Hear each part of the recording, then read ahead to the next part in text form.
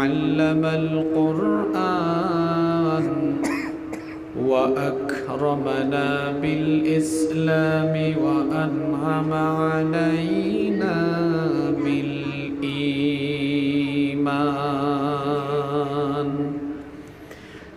نستغفره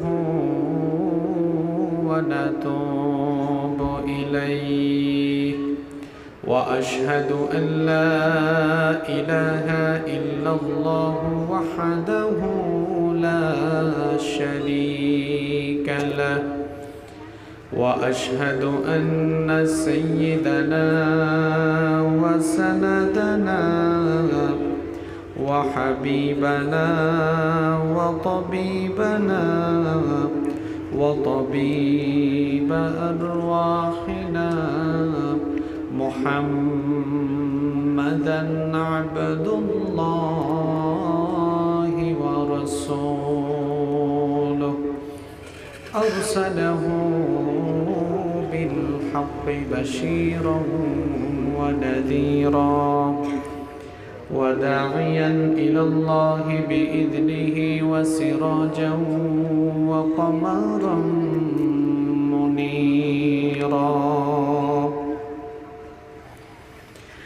أما بعد فقد قال الله تعالى في كلامه المجيد وفي فرقانه الحميد أعوذ بالله من الشيطان الرجيم بسم الله الرحمن الرحيم إنه من يشرك بالله فقد حرم الله عليه الجنة ومأواه النار وما للظالمين من أنصار وقال تعالى في شان حبيبه إن الله وملائكته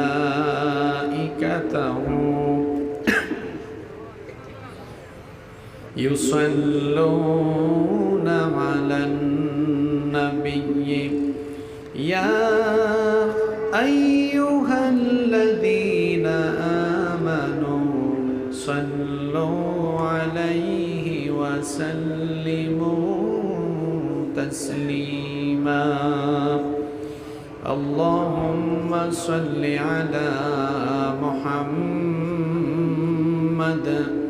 وعلى آل محمد كما صليت على إبراهيم وعلى آل إبراهيم إنك حميد مجيد اللهم بارك على محمد وعلى آل محمد كما باركت على إبراهيم وعلى آل إبراهيم إنك حميد مجيد ربي زدني علما ربي زدني علما رب اشرح لي صدري ويسر لي أمري واحلل عقدة من لساني يفقه قولي سبحانك لا علم لنا إلا ما علمتنا إنك أنت العليم الحكيم صدق الله العظيم আমার যত গুনাহ আছে মাফ করে দাও রমজানে দুঃখ ব্যথা ভুলিয়ে দাও এই তো চাওয়া প্রাণপণে আমার যত গুনাহ আছে মাফ করে দাও রমজানে দুঃখ ব্যথা ভুলিয়ে দাও এই তো চাওয়া প্রাণপণে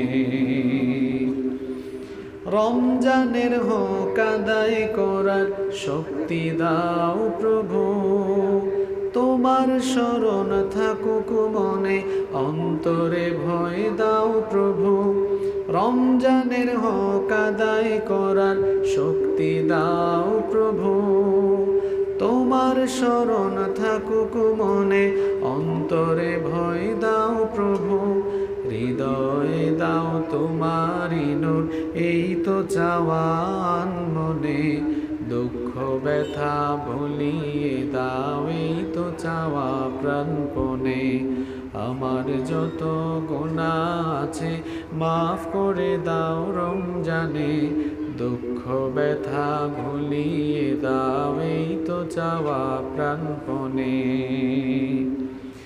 মনের কালি দাও মুছে রহমতের রমজানে হেরার আলো দাও ছড়িয়ে এই সমাজের সবখানে জান্নাত যেন হয় ঠিকানা এই তো চাওয়া সব প্রাণে দুঃখ ব্যথা ভুলিয়ে দাও এই তো চাওয়া প্রাণপণে আমার যত গুনাহ আছে মাফ করে দাও রমজানে দুঃখ ব্যথা ভুলিয়ে দাও এই তো চাওয়া প্রাণপণে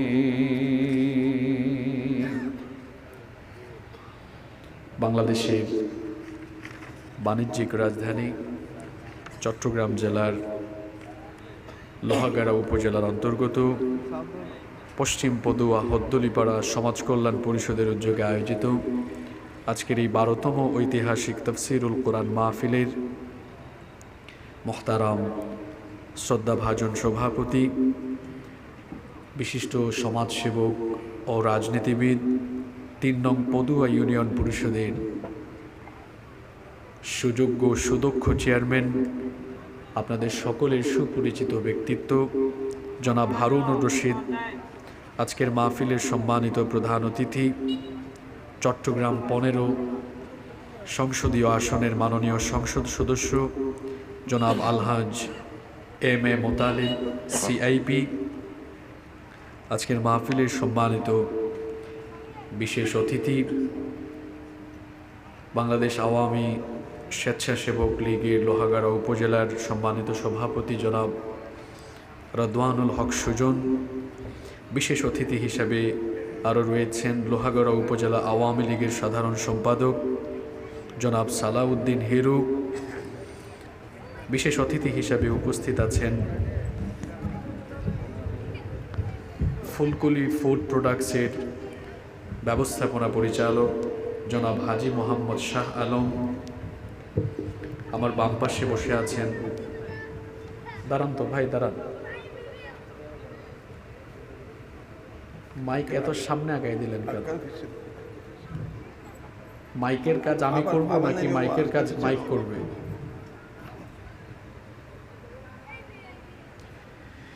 উপস্থিত আছেন বনফুল অ্যান্ড কোম্পানির সম্মানিত ডিরেক্টর বিশিষ্ট শিল্পপতি এই এলাকার কৃতি সন্তান আপনাদের গৌরব আমাদের শ্রদ্ধাভাজন মুরব্বী জনাব আলহাজ এম এ শুকুর আল্লাহ তাআলা সকলকে দ্বীনের জন্য কোরআনের জন্য কবুল করে নেন আমরা সবাই পড়ি আমিন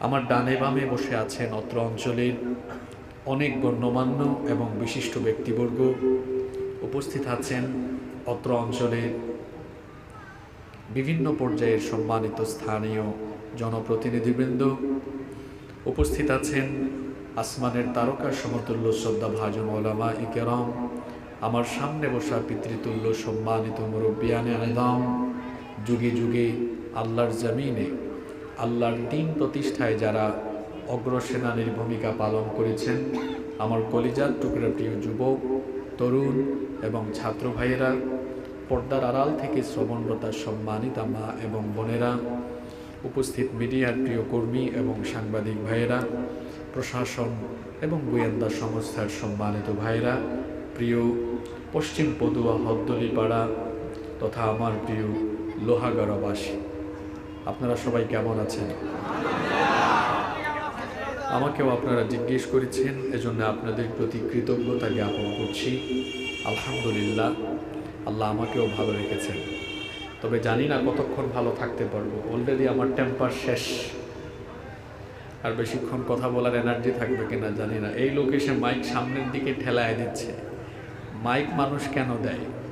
মাইক এই জন্য দেয় যাতে মাইক কথাকে বড় করে সবার কাছে পৌঁছে দেয়। এখন এই মাইকের অপারেটর বেচারা মাইক ঢুকাই দিতেছে আমার ভিতরে, মানে ঘটনা হয়ে গেছে উল্টা। তো এরা মাইকের ব্যবসাটা হালাল করে করলে ভালো হতো, কারণ মাহফিলে এর চেয়ে আরও ভালো সেটআপমেন্টের মাইক্রোফোন দেওয়া উচিত, 3400 মডেলের মাইক দেওয়া উচিত। আমরা চেয়ারম্যান সাহেবের বাড়িতে বসা ছিলাম, ওখানেই আওয়াজ পাই না। আমার ভাই একটু আগে বক্তব্য রেখেছেন, তিনি অনেক এনার্জেটিক পারসন, অনেক জোরে কথা বলেছেন, কিন্তু আমরা লম্বা সময় কথা বলি দেখে ধীরে ধীরে কথা বলি। আর মাইক তো দেওয়া হয়েছে বক্তা যেন না চিল্লায়, মাইকই বড় করে দেবে। আর সবচেয়ে ইন্টারেস্টিং ব্যাপার কি জানেন? আমি যখন সালাম দেওয়ার পরে এই যে খুতবা পড়লাম, দুরুদ পড়লাম, একটা গজল গাইলাম, আমার নিজের কণ্ঠ আমি নিজেই চিনি না। এই যে দেখুন, আমি মাইক ছাড়া কথা বলছি, কত স্মুথ কথা বলছি আমি, কিন্তু এখানে গেলে আমার নিজের কণ্ঠ আমি নিজেই চিনি না। মানে এত বড় অবাক করা কাণ্ড। এই দক্ষিণ চট্টলার মানুষ বড় সহজ সরল মানুষ। আমার ভাই একটু আগে বলেছেন যে প্রতিদিন নাকি 100 মাহফিল হয়, এটা তো বিরাট বড় কথা। আর একথা আসলেই সত্য। এই দক্ষিণ চট্টলার মাটি এবং মানুষ, এই অঞ্চল এর প্রত্যেকটি মানুষ ইসলামকে, কোরআনকে, সুন্নাহকে, আলেম ওলামাদেরকে প্রচণ্ড রকমের ভালোবাসে, এবং মানুষগুলো খুব সহজ সরল। এই সরলতাকে পুঁজি করে আপনারা মানুষকে কষ্ট দিবেন না। আর যদি আপনাদের ব্যবসা করতে, আপনাদের পক্ষে কথা বলছি, ফেনীতে বেশি দূরে না, নূর মাইক, দেখবেন কি স্মুথ আওয়াজ, কথা বলছে তো ছড়িয়ে দিচ্ছে। মাইকে প্রেশার দিতে হবে কেন? মাইক আওয়াজকে যেন বড় করে দেয়। এগুলো ঠিক করেন আপনারা, ব্যবসা করেন ভালো করে, যেই হোক। আপনারা খুব আজাব দেন, কষ্ট দেন কিন্তু আমাদের। আর আপনারা প্রয়োজনে এদের শিক্ষা হয়ে যাবে। আগামী 1 বছর লোহাগাড়ার মানুষ, লোহাগাড়ার মাইক ব্যবসায়ী থেকে মাইক নেবেন না, একটু কষ্ট হবে 1 বছর। চট্টগ্রাম শহর থেকে আনেন, ব্যবসায় লালবাতি যখন জ্বলবে, পরবর্তী বছর এমনিই ঠিকঠাক করবে। আপনাদের পয়সা আছে তো, পয়সা না থাকলে আপনারা আব্দুল শুকুর সাহেবকে বলবেন, আল্লাহ ওনাকে বিরাট ধন সম্পদ দিয়েছেন, আমরা জানি তিনি দানশীল মানুষ। তিনি ফোন করে একদম নিউ মার্কেট থেকে ভালো মাইক পাঠিয়ে দিবেন। 1 বছর একটু এরকম করলে এরা তারের মতো সোজা হয়ে যাবে। তখন 52-53 সালের মাইক্রোফোন ফেলাই দিয়া, যেগুলা নিউ আপডেট ছিল, এই আমি বলছিলাম খাওয়া দাওয়া করার আগ মুহূর্তে, যে যখন অ্যান্ড্রয়েড ফোনের জামানা এসেছে, তখন এরা পড়ে আছে ওই এন্টিনা লাগাইয়া যখন মানুষ সিটি সেল ব্যবহার করত, ওই জামানায় পড়ে আছে তারা। এখন এই আধুনিক জামানায় আধুনিক মনিটর, আধুনিক বক্স, আধুনিক মিক্সার, আধুনিক মাইক্রোফোন এসেছে, সে পড়ে আছে ওই আগের জামানার এগুলো নিয়ে। মানুষ মারার কায়দা। আল্লাহ যেন এদেরকে হেদায়াত দেয়। হেদায়াত কপালে না থাকলে আল্লাহ যেন এদের ব্যবসায় লাল বাতি ধরাইয়া দেয়।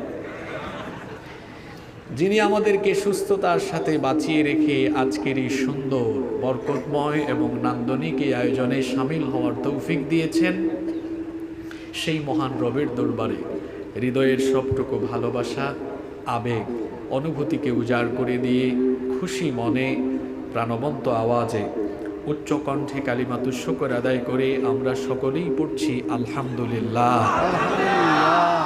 আপনারা যে আলহামদুলিল্লাহ পড়লেন, আপনাদেরকে কোনো খারাপ লেগেছে? আলহামদুলিল্লাহ বলার কারণে বাংলা ভাষার কি সর্বনাশ হয়ে গিয়েছে? ভাষার মাস ফেব্রুয়ারি মাস শেষ হলো মাত্র একদিন আগে। তো সেই ভাষার মাসে আমাদের দেশের এক লোক মাতৃভাষার প্রতি দরদ দেখাতে গিয়ে এত মায়াকান্না করে কথা বলেছে। সে বলেছে 52 সালে রক্ত দিয়ে যে ভাষা আমরা অর্জন করলাম, এখন আমাদের দেশের লোকেরা কিছু কিছু লোকেরা কথায় কথায় আলহামদুলিল্লাহ, মাশা আল্লাহ, জাজাক আল্লাহ এগুলো বলে বলে বাংলা ভাষার সর্বনাশ করে ফেলেছে। ইন্না লিল্লাহি ওয়া ইন্না ইলাইহি রাজিউন। এই লোকটা বাংলা ভাষার প্রতি দরদ দেখাতে গিয়ে কুরআন সুন্নাহ এবং ইসলামী পরিভাষাগুলোর প্রতি চরম বিদ্বেষ প্রকাশ করেছে, অথচ বাংলা ভাষায় ইংরেজি ভাষার চরম আধিপত্য আছে, সেটা নিয়ে কথা বলে নাই। এমনকি এই লোক এই দেশের স্বাধীনতা অর্জনের সময় যে সেন্টিমেন্ট লক্ষ্য করে বক্তৃতার সময় যে শব্দগুলো চয়ন করা হয়েছে, এই নিকৃষ্ট মূর্খ, তাকে মূর্খ বললেও মূর্খ শব্দের অপমান হবে। সে জানে না এদেশের বাংলাদেশের স্বাধীনতার মহান স্থপতি মরহুম বঙ্গবন্ধু শেখ মুজিবুর রহমান সাহেব, তিনিও তো 7ই মার্চের ভাষণ দেওয়ার সময় এদেশের মানুষের সেন্টিমেন্ট বুঝে স্বাধীনতা আন্দোলনের জন্য ডাক দেওয়ার সময় শব্দ চয়ন করেছেন, রক্ত যখন দিয়েছি রক্ত আরও দেব, এদেশের মানুষকে মুক্ত করে ছাড়ব ইনশাআল্লাহ। তো বঙ্গবন্ধু ইনশাআল্লাহ শব্দটি বলে স্বাধীনতার সূচনা করলেন, মানুষ তার ডাকে সাড়া দিল। বঙ্গবন্ধু তিনি বুঝতে পেরেছিলেন এদেশের সংখ্যাগরিষ্ঠ মানুষ দ্বীনি চেতনা লালন করে, সুতরাং দ্বীনি পরিভাষা ব্যবহার করা উচিত। আর দ্বীনি পরিভাষা ব্যবহার তো করবেনই, কারণ তিনি আলেমদের সান্নিধ্য থেকে রাজনীতি শিখেছেন। তিনি যাদের কাছ থেকে রাজনীতি শিখেছেন, আল্লামা শামসুল হক ফরিদপুরি রহমতুল্লাহ আলাই, মৌলানা আব্দুল হামিদ খান ভাসানী রহমতুল্লাহ আলাই, আজকে নিজেদেরকে যারা বঙ্গবন্ধুর সৈনিক দাবি করে কথায় কথায় আলেমুলামাকে দেখতে পারে না, তার রাজনৈতিক গুরু যিনি, তার ইতিহাস ওই মূর্খের পড়া উচিত। তার নেতা রাজনীতি শিখেছেন আলেমদের সান্নিধ্যে থেকে। সে বঙ্গবন্ধুর জীবনেই পড়ে নাই, সে জানেও না। ওই মূর্খের উচিত আগে তার রাজনৈতিক গুরু যিনি, তার ইতিহাস ভালো করে জানা। মুজিব কোথার থেকে এসেছে? আল্লামা শামসুল হক ফরিদপুরি রহমতুল্লাহ আলাই এটা বঙ্গবন্ধুকে হাদিয়া দিয়েছিলেন, গিফট দিয়েছিলেন। সেদিন থেকে তিনি ওই মুজিব কোট যেটা পড়েন, কালো কোট, ওটা পড়া আরম্ভ করেছেন, ছাড়েন নাই, আর সারা জীবনই এটা তিনি পড়েছেন। তো ইনশাআল্লাহ যাদের ভালো লাগে না তাদেরকে বলছি, বঙ্গবন্ধু স্বাধীনতার ডাক দেওয়ার সময় ইনশাআল্লাহ শব্দ বলেছেন। এই ইনশাআল্লাহ শব্দ যাদের ভালো লাগে না, বঙ্গবন্ধুর স্বাধীন করা বাংলাদেশে থাকার কোনো অধিকার তারা রাখে না। ইনশাআল্লাহ শব্দ তোর ভালো না লাগলে এই দেশ ছেড়ে যে দেশে মন চায়, যেখানে মন চায় চলে যা, আমাদের আপত্তি নাই। এটা বঙ্গবন্ধুর বাংলাদেশ, এখানে ইনশাআল্লাহ বলেই এই দেশ স্বাধীন করা হয়েছে। তোমার ইনশাআল্লাহ ভালো না লাগলে তোমার যেখানে মন চায় সেখানেই চলে যাও। বঙ্গবন্ধুর ইনশাআল্লাহ শুনেই মানুষ সাড়া দিয়েছে। আর দেশের স্বাধীনতা আন্দোলনের জন্য অবদান রেখেছে মুসলমানরা। রক্ত দিয়েছে কারা? যারা 52 ভাষা আন্দোলনে রক্ত দিয়েছে, সালাম, বরকত, রফিক, শফিক, জব্বার, সবাই মুসলমানের সন্তান। এদেশে ভাষা পেয়েছি, স্বাধীনতা পেয়েছি আমরা মুসলমানদের আত্মত্যাগের মধ্য দিয়ে। তার কাছে আলহামদুলিল্লাহ ভালো লাগে না। যাদের কাছে বঙ্গবন্ধুর বলা ইনশাআল্লাহ আর আমাদের দ্বীনি পরিভাষা ইনশাআল্লাহ ভালো লাগে না, এরা হচ্ছে বাংলাদেশের বর্তমান নব্য রাজাকার। এরা বঙ্গবন্ধুর বাংলাদেশের নব্য রাজাকার। কথা ঠিক কি না? আলহামদুলিল্লাহ আমরা কেন পড়েছি? কারণ আমরা জানি প্রতি মুহূর্তে যার দয়ায় আমরা বেঁচে আছি। জোরে বলেন তো তিনি কে? এই যে আমি নিঃশ্বাস গ্রহণ করি, আল্লাহর দয়ায় অক্সিজেন নিয়ে আমি বেঁচে আছি। চিকিৎসা বিজ্ঞানীগণ বলছেন একজন সুস্থ স্বাভাবিক মানুষ প্রত্যেক দিন বেঁচে থাকার জন্য 500 থেকে 600 লিটার অক্সিজেন গ্রহণ করে। আল্লাহু আকবার। তো এই 500 থেকে 600 লিটার অক্সিজেনের বাজার মূল্য হচ্ছে 5 থেকে 6 লক্ষ টাকা। আমি যদি 5 লক্ষ টাকাও ধরি, তাহলে প্রতিদিন 5 লক্ষ টাকার অক্সিজেন গ্রহণ করলে মাসে হয় 150 লক্ষ টাকা, মানে 1.5 কোটি টাকা, যেটা বছরে গিয়ে দাঁড়ায় 18 কোটি টাকা। তাহলে যার বয়স যত, তত দিয়ে 18 কোটিকে গুণ করলে দেখা যাবে জন্মের পর থেকে নিয়ে অদ্যাবধি আজ পর্যন্ত আপনি মিলিয়ন বিলিয়ন ট্রিলিয়ন ডলারের অক্সিজেন গ্রহণ করেছেন বিনা পয়সায়, ফ্রি আল্লাহ দয়া করে দিয়েছেন। আলহামদুলিল্লাহ। এজন্য আমরা মুসলমান, আমরা আল্লাহর শুকরিয়া জানাই, কারণ আমরা তার দয়ায় বেঁচে আছি। এজন্য কেউ আমাকে জিজ্ঞেস করে যখন আমি কেমন আছি, তখন ভালো আছি বলার আগে আমি আলহামদুলিল্লাহ এই কারণে বলি, আল্লাহর শুকরিয়া এজন্য করি কারণ আমাকে রহমত আর দয়া দিয়ে যিনি বাঁচিয়ে রেখেছেন, জোরে বলেন তিনি কি? এমনকি আমরা যখন হাঁচি দেই তখনও আমরা পড়ি আলহামদুলিল্লাহ। কেন জানেন? হাঁচির ছোট্ট গল্পটা আপনাদেরকে শুনিয়ে দিই। পৃথিবীর সব মানুষের বাবা আবুল বাশার সাইয়্যিদিনা আদম আলাইহিস সালামকে আল্লাহ তাআলা তার নিজের কুদরতি হাতে বানিয়েছেন। 60 হাত লম্বা করে আল্লাহ আমাদের বাবাকে বানিয়েছেন। সুবহানাল্লাহ। মাটি দিয়ে আল্লাহ তাকে বানালেন। এরপরে তার দেহের মধ্যে আল্লাহ যখন রুহ ফুঁকে দিলেন, রুহ দেওয়ার সঙ্গে সঙ্গে তিনি একটা হাঁচি দিলেন, তার জবান থেকে তখন সাথে সাথে বের হলো আলহামদুলিল্লাহ। কেন হাঁচি দেওয়ার পরে আমরাও আলহামদুলিল্লাহ বলি? আজকের চিকিৎসা বিজ্ঞান এটিকে আরো খোলাসা করে বর্ণনা করে দিয়ে তামাম দুনিয়ার ইসলাম বিদ্বেষীদের গালে চপেটাঘাত করেছে। আচ্ছা শোনেন, এখন এটা বলে সময় নষ্ট না করি, আমাকে একটু সময় দেন, যেভাবেই শোনেন বোঝার চেষ্টা করেন। আলহামদুলিল্লাহ আমাদের বাবা কেন পড়েছিলেন, এটার বৈজ্ঞানিক ব্যাখ্যাও বর্তমান, মাশাআল্লাহ, এটা হলেও আমার চলবে, এইটা হলে চলবে। আমাদের বাবা হাঁচি দিয়ে বলেছেন কি, সবাই বলেন তো? আজকের চিকিৎসা বিজ্ঞান বলছে মানুষ যখন হাঁচি দেয়, এটা ঠিক আছে ভাই, এটা থাকুক, সুন্দর। মানুষ যখন হাঁচি দেয়, একটা হাঁচির মাধ্যমে তার নাকের ভেতর দিয়ে 160 মাইল বেগে বাতাস নির্গত হয়। আল্লাহু আকবার। 160 মাইল বেগে। আমার মোটরসাইকেল চালক ভাইয়েরা, আপনারা যখন মোটরসাইকেল চালান গতিবেগ কত? ভাঙাচুরা রাস্তায় 20-30, একটু ভালো হলে 40-50, আর একটু ভালো হলে 70-80, এর চেয়ে বেশি তো আপনারা গতি উঠান না। কিন্তু আপনি যখন হাঁচি দেন, চিকিৎসা বিজ্ঞান বলে আপনার নাক দিয়ে তখন 160 মাইল বেগে বাতাস নির্গত হয়। কেন এত বেগে বাতাস আসে? শোনেন তাহলে, আমরা যে পরিবেশে বসবাস করি, এই পরিবেশের মধ্যে অনেক রকমের জীবাণু আছে, ব্যাকটেরিয়া, জার্ম আছে। আমরা যখন নিঃশ্বাস গ্রহণ করি, আমাদের নিঃশ্বাসের সাথে এই জীবাণুগুলো আমাদের ভেতরে চলে যায়, যেটা আমাদের ফুসফুস, লিভার সহ পরিপাকতন্ত্রের জন্য এটা মারাত্মক ক্ষতিকর হতে পারে। এই ময়লাগুলো যদি জমে থাকে, এগুলো বের করার একটা ব্যবস্থা না থাকে, তাহলে আমরা সবাই এই ময়লা জমে সকলেই আমরা স্বাস্থ্যগত ঝুঁকিতে, এমনকি মৃত্যু ঝুঁকিতেও আমরা চলে যেতে পারি। আর আপনার ভেতরের ময়লা সাফ করার জন্য যদি চিটাগং মেডিকেলে যাওয়া লাগতো, হাসপাতালে যাওয়া লাগতো, তাহলে আপনি আর আপনার পরিবারের সবার ময়লা সাফ করার জন্য প্রতি মাসে হাজার হাজার লক্ষ লক্ষ টাকা লাগতো। কিন্তু আল্লাহ তাআলা এত সহজ করে দিলেন, এত দয়া করলেন। আল্লাহ তাআলা বললেন, তোমার চিকিৎসার দরকার নাই, হাসপাতালে দৌড়ানোরও দরকার নাই, আমি হাঁচির ব্যবস্থা করে দিলাম। একটা হাঁচি যখন দিবা, আজকের চিকিৎসা বিজ্ঞানীরা গবেষণা করে এই কথা বলেছেন, মানুষ যখন একটা হাঁচি দেয়, একটা হাঁচির সাথে তার ভেতর থেকে 3 থেকে 6 হাজার রকমের জীবাণু এক হাঁচির মাধ্যমে বের হয়ে যায়। আলহামদুলিল্লাহ কেন করি আমরা? আমাদের বাবা হাঁচি দিয়েই পড়েছেন আলহামদুলিল্লাহ। কেন? আল্লাহর নবী বলেছেন, ইন্নাল্লাহা ইউহিব্বুল উতাস ওয়া ইউকরাহুত তাথাউব। নবীজি বলেছেন, নিশ্চয়ই আল্লাহ হাঁচি ভালোবাসেন, হাই তোলা পছন্দ করেন। হাঁচি আল্লাহর নেয়ামত, কারণ হাঁচির মাধ্যমে আল্লাহ বান্দার ভেতরকে সাফ রাখার ব্যবস্থা করেন, পরিষ্কার রাখার ব্যবস্থা করেন, যাতে বান্দা সুস্থভাবে বেঁচে থাকতে পারে। সুবহানাল্লাহ। চোখের ভেতরে তরল পানি আছে, যাতে চোখের ভেতরের জীবাণুগুলো অটোমেটিক সাফ হয়ে যায়। এভাবে করে আল্লাহর দয়া নিয়ে আলোচনা হলে কিয়ামত হয়ে যাবে। ওয়া ইন তাউদ্দু নি'মাতাল্লাহি লা তুহসুহা। আল্লাহ বলেছেন, আমার নেয়ামত, আমার দয়া তোমার উপরে কত বেশি, গুনে গুনে গুনে গুনে শেষ করতে পারবা না। আল্লাহু আকবার। সুতরাং আলহামদুলিল্লাহ, ইনশাআল্লাহ, সুবহানাল্লাহ, এগুলো যাদের ভালো লাগে না, এই লোকগুলো বিজ্ঞানও বুঝে না। তারা বলে তারা বিজ্ঞান মনস্ক, কিন্তু আমি বলি তারা বিজ্ঞানের বিও বুঝে না। যদি বিজ্ঞান বুঝে, তাহলে ইসলাম বিদ্বেষ থাকবে না, মাথা নত করে দিয়ে আল্লাহর গোলামে পরিণত হয়ে যাবে।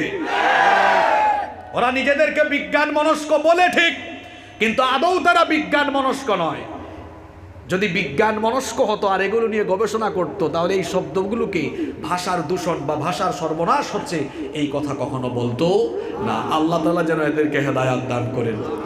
আজকের মাহফিল কমিটিকে আমি বিশেষভাবে ধন্যবাদ জানাচ্ছি। তারা প্রত্যেক আলোচককে এক একটি সুন্দর সুন্দর বিষয় সিলেক্ট করে দিয়েছেন। এটি একটি ভালো আয়োজক কমিটির অন্যতম বৈশিষ্ট্য। বিষয় সিলেক্ট করা থাকলে তখন যারা শ্রোতা আসেন মানুষজন, তখন বিভিন্ন টপিকের উপরে গুরুত্বপূর্ণ আলোচনা শুনতে পারেন। আর বক্তা বিষয় নির্বাচনের চাইতে এলাকার মানুষ বিষয় নির্বাচন করলে ভালো। কারণ কোন এলাকায় কোন সমস্যা বেশি এটা হুজুর ভালো জানবে না, জানবে ওই এলাকার মানুষ।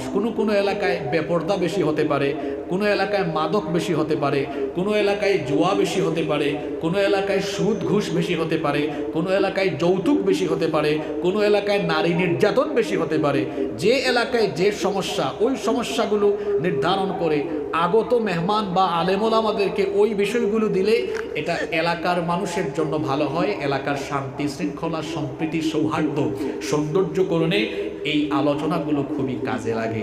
এজন্য আমরা কমিটির ভাইদেরকে ধন্যবাদ জানাচ্ছি। চেয়ারম্যান সাহেব খুবই স্মার্ট মানুষ এবং তিনি এই সংগঠনের সভাপতি, তো একটা স্মার্টনেসের পরিচয় দিয়েছেন, এটা খুবই ভালো হয়েছে। আমাকে আপনারা যে বিষয় দিয়েছেন, আমি আর একটা কথাও না বাড়িয়ে আমাকে দেওয়া নির্ধারিত বিষয়ের আলোচনা আমি শুরু করব ইনশাআল্লাহ। আমরা যেন পরিপূর্ণ মনোযোগের সাথে দিলের কান দিয়ে হেদায়েতের উদ্দেশ্যে কথাগুলো শুনতে পারি। আল্লাহ আমাদেরকে তৌফিক দান করেন, সবাই বলেন আমিন। আমাকে বিষয় দেওয়া হয়েছে ইসলামের আলোকে শিরক ও বেদাতের আলোচনা। শিরক এবং বেদাত দুইটা বিষয়, তো দুইটা বিষয় আসলে ব্যাপক বিষয়। আমি সংক্ষেপে আপনাদেরকে বোঝানোর চেষ্টা করব, আল্লাহ যদি তৌফিক দেন ইনশাআল্লাহ। শিরক এবং বেদাত এই দুটো বিষয় হচ্ছে ঈমান নষ্টকারী, ঈমান বিধ্বংসকারী বিষয়। ঈমানের মূল বিষয় হলো তাওহীদ। জোরে বলেন তো, ঈমানের মূল বিষয় কি? তাওহীদ। তাওহীদ মানে হলো আল্লাহ হচ্ছেন একক, অদ্বিতীয়, তার সাথে কোনো শরীক নাই। আর তাওহীদের বিপরীত হলো শিরক। শিরক এটা হচ্ছে আরবি শব্দ, এর বাংলা অর্থ হলো অংশীদার স্থাপন করা। আমরা অনেক সময় বলি না, চলেন আমরা ব্যবসা করি, শরিকানা। আমাদের সিলেটে এই শব্দটা অনেক প্রচলিত, আমি জানি না চট্টগ্রামে এটা বলে কিনা। আমার বাড়ি তো সিলেট, জানেন তো আপনারা, জানবো তো, কারণ আপনারা এই লোহাগাড়া সাতকানিয়ার সব মানুষ সিলেট গিয়ে ব্যবসা করে না। আপনার বনফুল জায়গায় জায়গায় আছে, সাতকানিয়ার মানুষ আমার নিজের এলাকায় আছে। তো এটা ভালো। বাংলাদেশের ব্যবসা বাণিজ্যকে যারা নিয়ন্ত্রণ করে, এর একটা বিরাট অংশ এই দক্ষিণ চট্টগ্রামের মানুষ। এবং আপনারা শুধু দেশে নয়, বিদেশেও আপনাদের ব্যবসা বাণিজ্য ছড়িয়ে ছিটিয়ে আছে। ব্যবসা বাণিজ্য এটা কিন্তু বিরাট একটা রহমতের ব্যাপার, নিয়ামতের ব্যাপার। কারণ পৃথিবীর বেশিরভাগ নবী রাসূল ব্যবসায়ী ছিলেন, সুবহানাল্লাহ। এবং ব্যবসার তো আলাদা ফজিলত আছে। আত-তাজিরুস সাদুকুল আমিনু মা'আন নাবিয়্যিনা ওয়াস সিদ্দীকিনা ওয়াশ শুহাদাই ওয়াস সালিহিন। নবীজি বলেছেন, বিশ্বস্ত আমানতদার সৎ ব্যবসায়ীরা কিয়ামতের দিন নবী, সালেহিন, শহীদদের সাথে এক জান্নাতে থাকবে। সুবহানাল্লাহ। আল্লাহ এই লোহাগাড়ার সাতকানিয়া অঞ্চলের সকল ব্যবসায়ীদেরকে সৎ বিশ্বস্ত আমানতদার ব্যবসায়ী বানিয়ে দেন, বলেন আমিন। শিরক মানে হচ্ছে অংশীদার স্থাপন করা, সমকক্ষ সাব্যস্ত করা। আল্লাহর সাথে কোনো বিষয়ে সমকক্ষ স্থাপন করা যাবে না, শরীক করা যাবে না। এজন্য রব্বুল আলামিন কোরআনুল কারীমের 2 নম্বর সূরা সূরাতুল বাকারা এর 22 নম্বর আয়াতে বলছেন, ফালা তাজআলু লিল্লাহি আনদাদান ওয়া আনতুম তা'লামুন।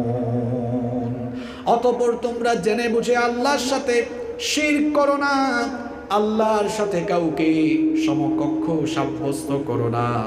বুখারীর বর্ণনায় হাদিস এসেছে, হাদিস বর্ণনাকারী সাহাবীর নাম হলো আব্দুল্লাহ ইবনে মাসউদ রাদিয়াল্লাহু আনহু। তিনি বলছেন, সাআলতু রাসূলুল্লাহি, সবাই আমার সঙ্গে মহব্বতে পড়েন, সাল্লাল্লাহু আলাইহি ওয়াসাল্লাম। আমি আল্লাহর রাসূলকে প্রশ্ন করলাম, আল্লাহর নবীকে জিজ্ঞেস করলাম, আইয়ু যামবি ইনদাল্লাহি আকবার, আল্লাহর কাছে সবচাইতে বড় গুনাহ কোনটি? নবীজি তখন বললেন, আনতা জাআলা লিল্লাহি নিদ্দান ওয়া হুয়া খালাকাকা, আল্লাহর সাথে সবচাইতে বড় যে গুনাহ সেটা হলো আল্লাহর সাথে শিরক করা, আল্লাহর সাথে সমকক্ষ স্থাপন করা। তুমি আল্লাহর সাথে কাউকে শরীক করতে পারো না, কারণ তোমাকে যিনি সৃষ্টি করেছেন তিনি কে? শিরক এটা হচ্ছে কবিরা গুনাহের মধ্যে সবচেয়ে বড় গুনাহ। গুনাহের যত ধরন আছে সবচেয়ে বড় গুনাহ হচ্ছে শিরকের গুনাহ। সবচেয়ে বড় গুনার নাম কি? শিরকের গুনাহ। এই শিরকের 5টা ভয়াবহ পরিণতি আছে। শিরকের কয়টা পরিণতি? মনোযোগ দিয়ে শোনেন। শিরক করলে পরে 5টি ভয়াবহ ক্ষতির সম্মুখীন হতে হবে। নাম্বার 1, নাম্বার হলো যারা শিরক করে তারা আল্লাহর ক্ষমা থেকে চিরতরে বঞ্চিত হয়ে যায়। এরা আল্লাহর ক্ষমা পায় না।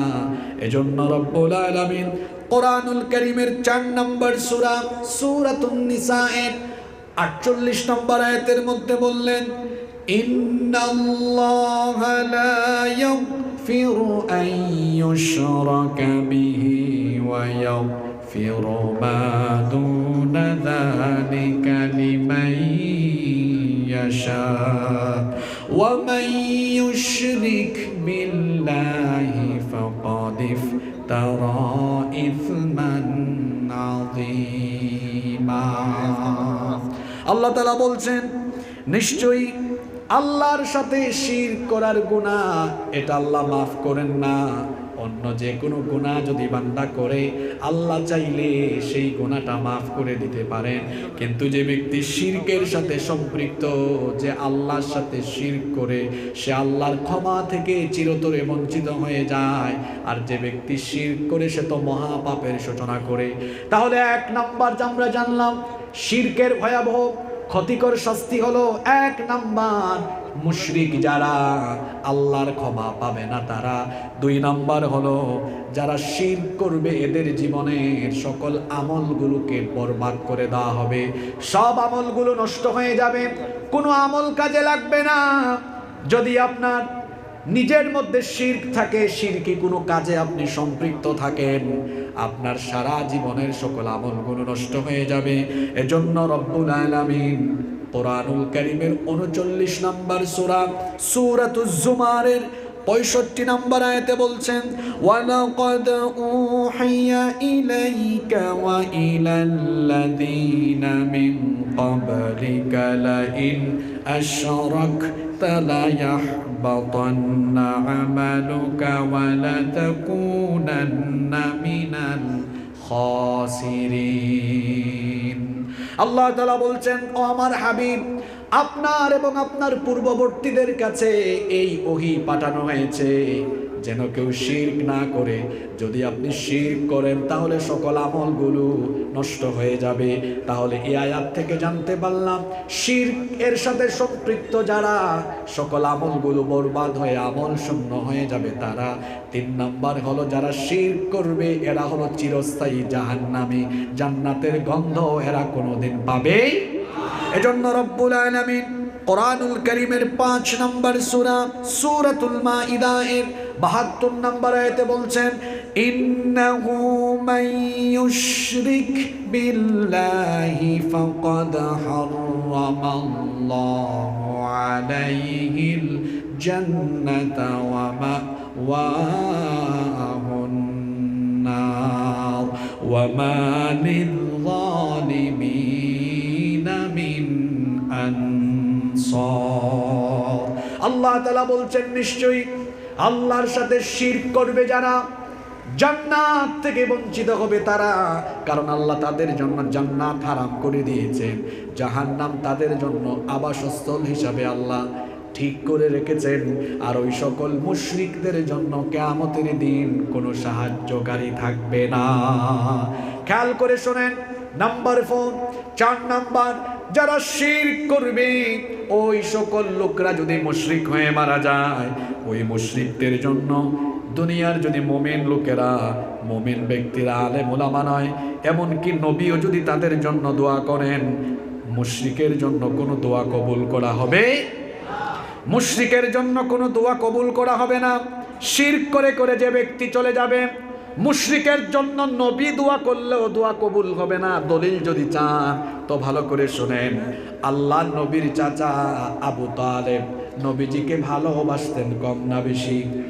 মৃত্যু শয্যায় তিনি, বুখারী শরীফের হাদিস, নবীজি তার কাছে গিয়ে বললেন, চাচা যান, আপনি আমাকে বড় মহব্বত করেছেন, সেই ছোট্টবেলা থেকে আপনি আমাকে আগলে রেখেছেন, এত মায়া মমতা স্নেহ ভালোবাসা দিয়েছেন, আপনি দুনিয়া ছেড়ে চলে যাচ্ছেন, ঈমান না এনে যদি মুশরিক অবস্থায় চলে যান তাহলে আপনার জন্য তো পরিণতি ভয়াবহ হবে, আমি নিজেও এটা সহ্য করতে পারবো না।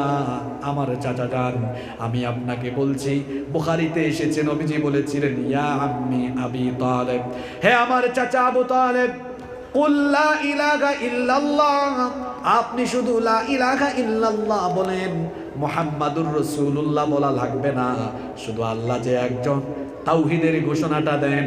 যদি আপনি আল্লাহর উপরে ঈমানও আনতে পারেন তাহলে কিয়ামতের দিন আমি আল্লাহর কাছে সুপারিশ করে, প্রয়োজনে আল্লাহর সাথে ঝগড়া করে আমি আপনাকে জান্নাতে যাওয়ার সুপারিশ করব। আবু তালেবকে যখন এই কথা বলছেন, তার পাশে কাফিররা এই কথা শুনে সতর্ক করল, আবু তালেব তুমি মরার সময় তোমার ভাতিজার কথা শোনো না। আবু তালেব ঈমান না এনে কালেমা না পড়ে মারা গেলেন। আল্লাহর নবীর মনটা খারাপ হয়ে গেল। আহারে, আমার চাচা কত আদর যত্ন দিয়েছেন, কত ভালোবাসা দিয়েছেন আমাকে, আমার চাচা মুশরিক অবস্থায় মারা গেলেন। মুশরিক অবস্থায় মারা গেলে তো জাহান্নামে যাওয়া লাগবে। আল্লাহর নবী তখন তার চাচার জন্য আল্লাহর কাছে ক্ষমা চাওয়ার সিদ্ধান্ত নিলেন। আল্লাহর নবী চাইলেন, আমি আমার চাচার জন্য আল্লাহর কাছে মাফ চাই, আমি মাফ চাইলে তো আল্লাহ মাফ করে দিবেন। মনে মনে নবী যখন এই কথা ভাবছেন, সঙ্গে সঙ্গে আয়াত যিনি নাজিল করে দিলেন তিনি কে? আল্লাহ তাআলা আয়াত নাজিল করলেন। আল্লাহ তাআলা আয়াত নাজিল করে নবীজিকে জানিয়ে দিলেন, কোরআনুল কারীমের 9 নম্বর সূরা, সূরাতুত তাওবা এর 113 নম্বর আয়াত নাজিল হয়ে গেল, মা কানা লিন নাবিয়্যি ওয়াল্লাযীনা আমানু আইয়াস্তাগফিরু লিল মুশরিকিনা ওয়ালাউ কানু উলি কুরবা মিন বাদি মা তাবায়্যানা লাহুম আন্নাহুম আসহাবুল জাহিম। আল্লাহ আয়াত নাজিল করে জানিয়ে দিলেন, আত্মীয় স্বজন যদি হয়, মুশরিক যদি আত্মীয় স্বজন হয়, তার জন্য ক্ষমা প্রার্থনা করা এটা নবীর জন্য শুভনীয় নয়, ঈমানদারের জন্য শুভনীয় নয়। ও আমার নবী, আপনার চাচা, আত্মীয়তার খাতিরে আপনি আপনার চাচার জন্য আমার কাছে দোয়া করছেন, কিন্তু লোকটা তো ঈমানদার না। ঈমানদার না হয়ে চাচা নয়, আরো যদি কোনো গভীর নিকটাত্মীয় থাকে, ঈমানদারের জন্য নবী এবং মুমিনদের দোয়া যিনি কবুল না করে ফিরাইয়া দিবেন তিনি কি? আপনারা আছেন না ঘুমাই গেছেন? শাস্তির কথা শোনায়া দেখাবো কেমনে আমার সমাজে শিরক হচ্ছে। আপনারা ভাবছেন আমরা শিরক করি না, চলনে বলনে কথনে উঠা বসাই যে কত শিরকের সাথে সম্পৃক্ত, একটু পরে আপনি টের পাবেন। আগে আপনি শুনেন শিরকের ভয়াবহতা কতটুকু। আমি বলছিলাম 5টা পয়েন্ট। 1 নম্বরে বলেছি শিরকের সাথে সম্পৃক্ত যারা আল্লাহর ক্ষমা থেকে বঞ্চিত তারা। 2 নম্বরে বললাম শিরকের সাথে সম্পৃক্ত যারা আমল শূন্য হয়ে যাবে, তারা কোনো আমল কাজে লাগবে না, সব আমলগুলো বরবাদ হয়ে যাবে। 3 নম্বরে শিরকের সাথে সম্পৃক্ত যারা চিরস্থায়ী জাহান্নামী তারা। ঈমান যদি থাকে, গুনাহগার যদি হয়, তাকে আল্লাহ জাহান্নামে শাস্তি দিতে দিতে দিতে দিতে একটা সময় আল্লাহ তাকে জান্নাতে দিবেন। কিন্তু শিরকের গুনাহ এত মারাত্মক, এত জঘন্য, যদি আপনার আমলনামায় শিরকের গুনাহ থাকে, চিরকাল জাহান্নামের আগুনে পুড়তে হবে। চুরি করে ফেলেছেন, ডাকাতি করে ফেলেছেন, কোনো গুনাহ করেছেন, আল্লাহ শাস্তিটা দিয়া কোনো একদিন জান্নাতে আপনাকে দিতে পারেন, এটা আল্লাহর ইচ্ছা। কিন্তু জাহান্নামীদের ব্যাপার, কিন্তু মুশরিকদের ব্যাপারে আল্লাহ কোরআনে বলেছেন এরা চিরস্থায়ী জাহান্নামী, খালিদিনা ফিহা আবাদা, চিরকাল থাকবে, বের হওয়ার কোনো সুযোগ। 4 নম্বরে শিরকের সাথে সম্পৃক্ত হয়ে দুনিয়া থেকে যায় যারা। কাবা শরীফের ইমাম কি নবীর দোয়া আল্লাহ ফিরাইয়া দিয়েছেন, কবুল করেন নাই। মুশরিকের জন্য কোনো দোয়া কবুল করা হয় না। 5 নাম্বার হলো যারা শিরক করে, শিরকের সাথে সম্পৃক্ত ব্যক্তির কোনো আমল আল্লাহ কবুল করেন না। আমরা তো ঈমানদার, আমাদের ঈমানের সাথে যদি কোনো শিরকের সংমিশ্রণ ঘটে আমাদের আমল কবুল হবে না। মনে করুন আপনি ঈমান আনার পরে কোনো একটা শিরকের সাথে সম্পৃক্ত হয়ে গেলেন। আপনি 5 ওয়াক্তের নামাজি, তাহাজ্জুদও পড়েন, সামনে রমজান, রোজাও রাখবেন, হজেও যান, ওমরাও যান, যাকাতও দেন, জীবনে যদি একটা শিরকের গুনাহ করেন, তওবা না করেন, সারা জীবনের নামাজ, রোজা, হজ, যাকাত, দান, সদকা সকল আমলগুলো বাতিল হয়ে যাবে। দলিল কোথায় শোনেন?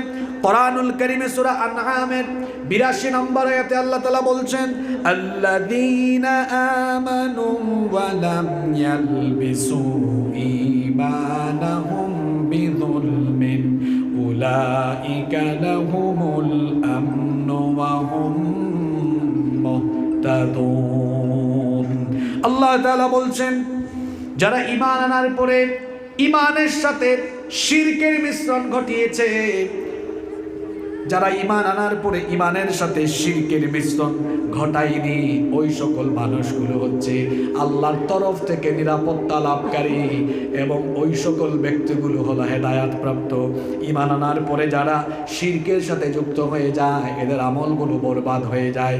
শিরকের সাথে সম্পৃক্ত লোকদের 5টা ভয়াবহ ক্ষতির কথা কোরআনে কারিমে বলেছেন মোল্লানা আল্লাহ। আরো জোরে বলেন কে? এবার আসেন পৃথিবীতে শিরক আরম্ভ হলো কিভাবে? পৃথিবীতে শিরক আরম্ভ হলো কিভাবে? শিরকের একটা ইতিহাস আছে, এই ইতিহাস আপনাদের সবার জানা দরকার, সবার জানা দরকার। পৃথিবীতে শিরক কোন সময়, কোন পরিস্থিতিতে, কোন প্রেক্ষাপটে, কোন যুগে শুরু হয়েছিল?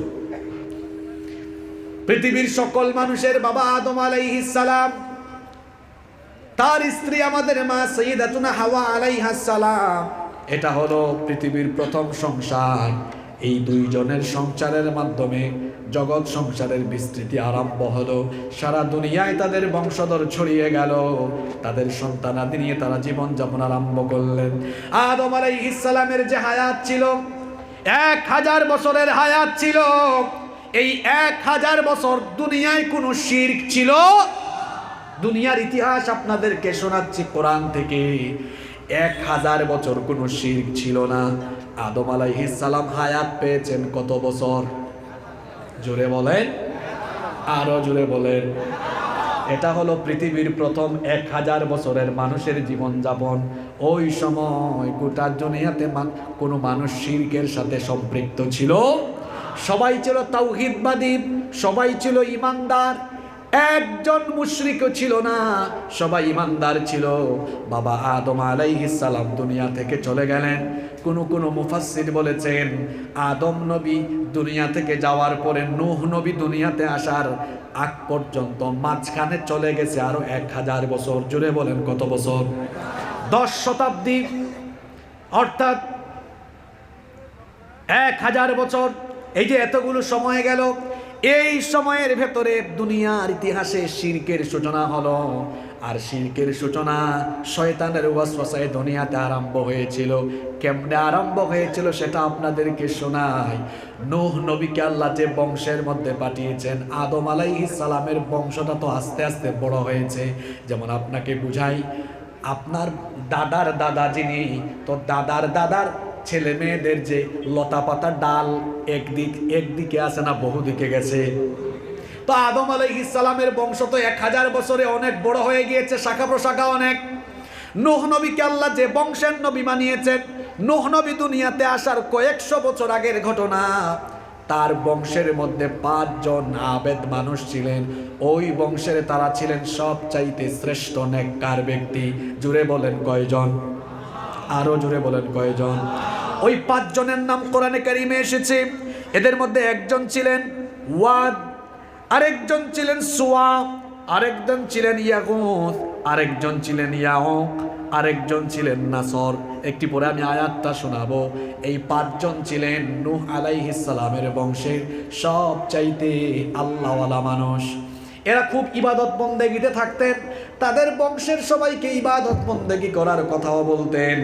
এই পাঁচজন আল্লাহওয়ালা মানুষ যখন দুনিয়া থেকে চলে গেলেন, এরা দুনিয়া থেকে চলে যাওয়ার পরে গোটা এলাকার মানুষ তাদের জন্য আফসোস আরম্ভ করলো, আহারে আমাদের বংশের সবচাইতে, আমাদের এলাকার সবচাইতে আল্লাহওয়ালা মানুষগুলো দুনিয়া থেকে চলে গেল। এই সুযোগ শয়তান কাজে লাগালো।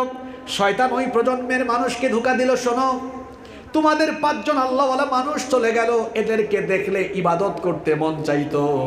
দেখবেন আমাদের সমাজেও আল্লাহওয়ালা বুজুর্গ ব্যক্তিদের কোরআন তেলাওয়াত শুনলে তাদের পিছনে নামাজ পড়তে ইচ্ছা করে কি করে না? আল্লাহওয়ালা মানুষ দেখলে তাদের মতো হওয়ার ইচ্ছে জাগে কি জাগে না?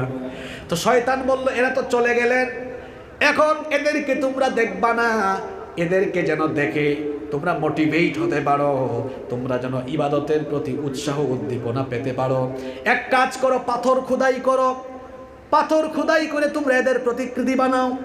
ওই যুগে তো এখনকার যুগের মতো এত অত্যাধুনিক প্রযুক্তি ছিল না। তখন শয়তান বলল পাথর খোদাই করে এদের প্রতিকৃতি অর্থাৎ মূর্তি বানাও। মূর্তি বানিয়ে এই মূর্তিগুলো তোমরা তোমাদের এলাকার অলিতে গলিতে রেখে দাও। এদের মূর্তিগুলো থাকলে মানুষ এদের প্রতিকৃতি দেখে ভাববে, আরে ওই তো আমাদের পাঁচজন আল্লাহওয়ালা ব্যক্তির চেহারাগুলো দেখলেই তাদের আমলের কথা মনে হবে, আর মানুষগুলো তারা ওই ব্যক্তিদের চেহারা সুরত দেখে, মূর্তি দেখে ইবাদতের প্রতি মনোনিবেশ করবে। শয়তান নেক সুরতে প্রথম ধোঁকা দিল, কিন্তু ওই যুগের মানুষ টের পেল, তারা মনে করলো ভালোই তো কথাটা বলছে।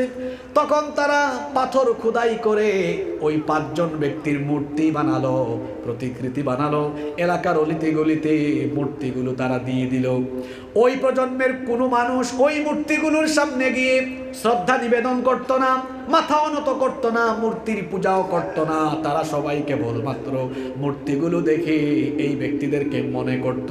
কিন্তু যারা এই মূর্তিগুলো বানিয়েছিল, ওই প্রজন্মের মানুষ যখন দুনিয়া থেকে চলে গেল, নেক্সট জেনারেশন, পরবর্তী জেনারেশনকে শয়তান ধোঁকা দিল, তোমরা যে মূর্তিগুলো দেখো আসলে এরাই হচ্ছে তারা যাদের ইবাদত তোমাদের পূর্বপুরুষরা করত। এদের সামনে মাথা ঝুঁকাও, আল্লাহর কাছে সরাসরি যাইতে পারবা না, এদের কাছে চাও, এরা তোমাদের চাওয়া আল্লাহর কাছে পৌঁছায় দিবে। অর্থাৎ এই পাঁচটা মূর্তিকে তারা মিডিয়া বানালো, ভায়া বানালো। শুনতেছেন তো আপনারা? আমি কিচ্ছা শোনাইতেছি না, যে আয়াত বলবো, আয়াত নাম্বার বলবো, বাড়িতে গিয়া বাংলা তফসির খুলে অনুবাদ শুদ্ধা মিলাইয়া দিবেন, যে কোনো তফসির। পৃথিবীতে কবর পূজা শুরু হয়েছে পরে, মূর্তি পূজা, ভাস্কর্য পূজা শুরু হয়েছে আগে। এই জেনারেশনের লোকেরা এবার এই মূর্তিগুলোর পূজা আরম্ভ করে দিল। এইভাবে করে দুনিয়ার বুকে সর্বপ্রথম মূর্তি পূজার মাধ্যমে আল্লাহর সাথে শিরক আরম্ভ হয়ে গেল। এরপরে আল্লাহ তাআলা ওই কওমের হেদায়েতের জন্য সাথে সাথে নবী পাঠালেন। যে নবী পাঠালেন ওই নবীর নাম হলো নূহ নবী। জুড়ে বলেন কোন নবী? নূহ নবী এসে এদেরকে বললেন, কি ব্যাপার, তোমরা তো মূর্তি নিজের হাতে বানিয়ে মূর্তি পূজা আরম্ভ করেছ। মূর্তির কোনো পূজা হতে পারে না, কারণ এগুলোকে তোমরা বানিয়েছে, এগুলোর খালিক হচ্ছ তোমরা, এগুলোর স্রষ্টা তোমরা। স্রষ্টা হয়ে কেন তোমাদের সৃষ্টির সামনে মাথা ঝুঁকাও? তোমরা ইবাদত করবে কেবলমাত্র কার? এই কথা যখন বললেন, তখন নূহ নবীর বংশধররা কি জবাব দিল এবার শোনেন। কোরআনুল কারীমের ৭১ নম্বর সূরা, নূহ নবীর নামে সূরা, সূরা নূহ, আয়াত নাম্বার 23 এবং 24। তখন এই জাতির লোকেরা নূহ নবীকে জবাব দিয়েছিল, আল্লাহ তাআলা তাদের জবাব কোরআনে উঠায়া দিলেন। ওয়াকালু লা তাযারুন্না আলিহাতাকুম ওয়া লা তাযারুন্না ওয়াদ্দাও ওয়া লা সুওয়া ওয়া লা ইয়াগুথা ওয়া ইয়াউক ওয়া নাসরা।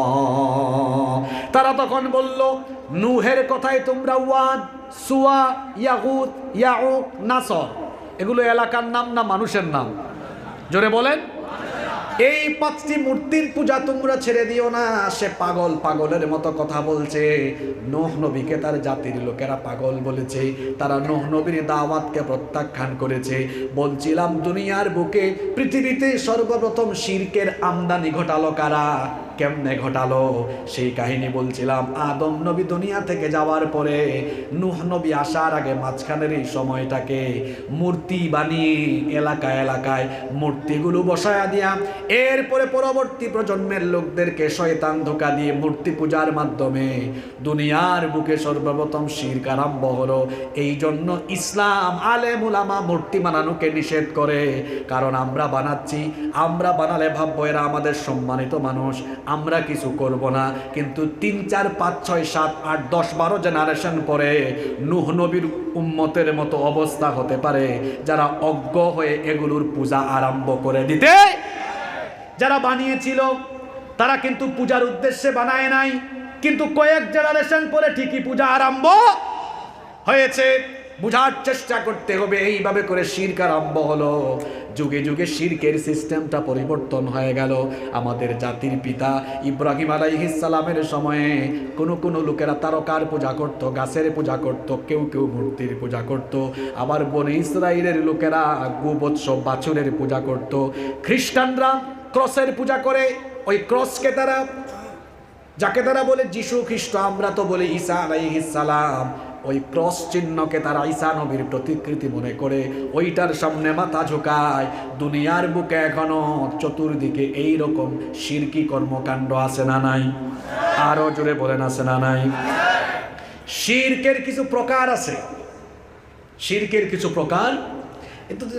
এটা একটা একাডেমিক আলোচনা, আসলে লম্বা আলোচনা লাগবে। এটা উচিত 4 দিন 5 দিন ব্যাপী মাহফিলে ধারাবাহিক কথা বলা, তখন এটার হক আদায় করা যাবে।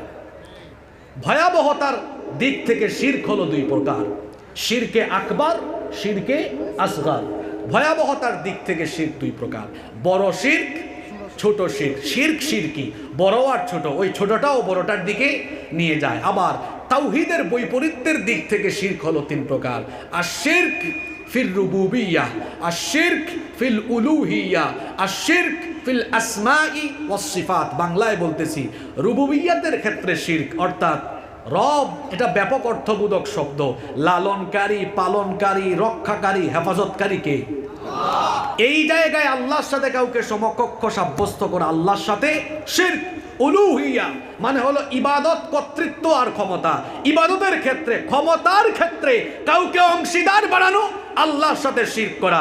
আপনি যদি বলেন সকল ক্ষমতার উৎস জনগণ, আপনি আপনার চেতনা নিয়ে বলতে পারেন, কিন্তু এটা কোরআনের চেতনা নয়, ইসলামের চেতনা নয়। এটা বলা কোরআনের সাথে সাংঘর্ষিক, ইসলামের সাথে সাংঘর্ষিক, আল্লাহর সাথে শিরক।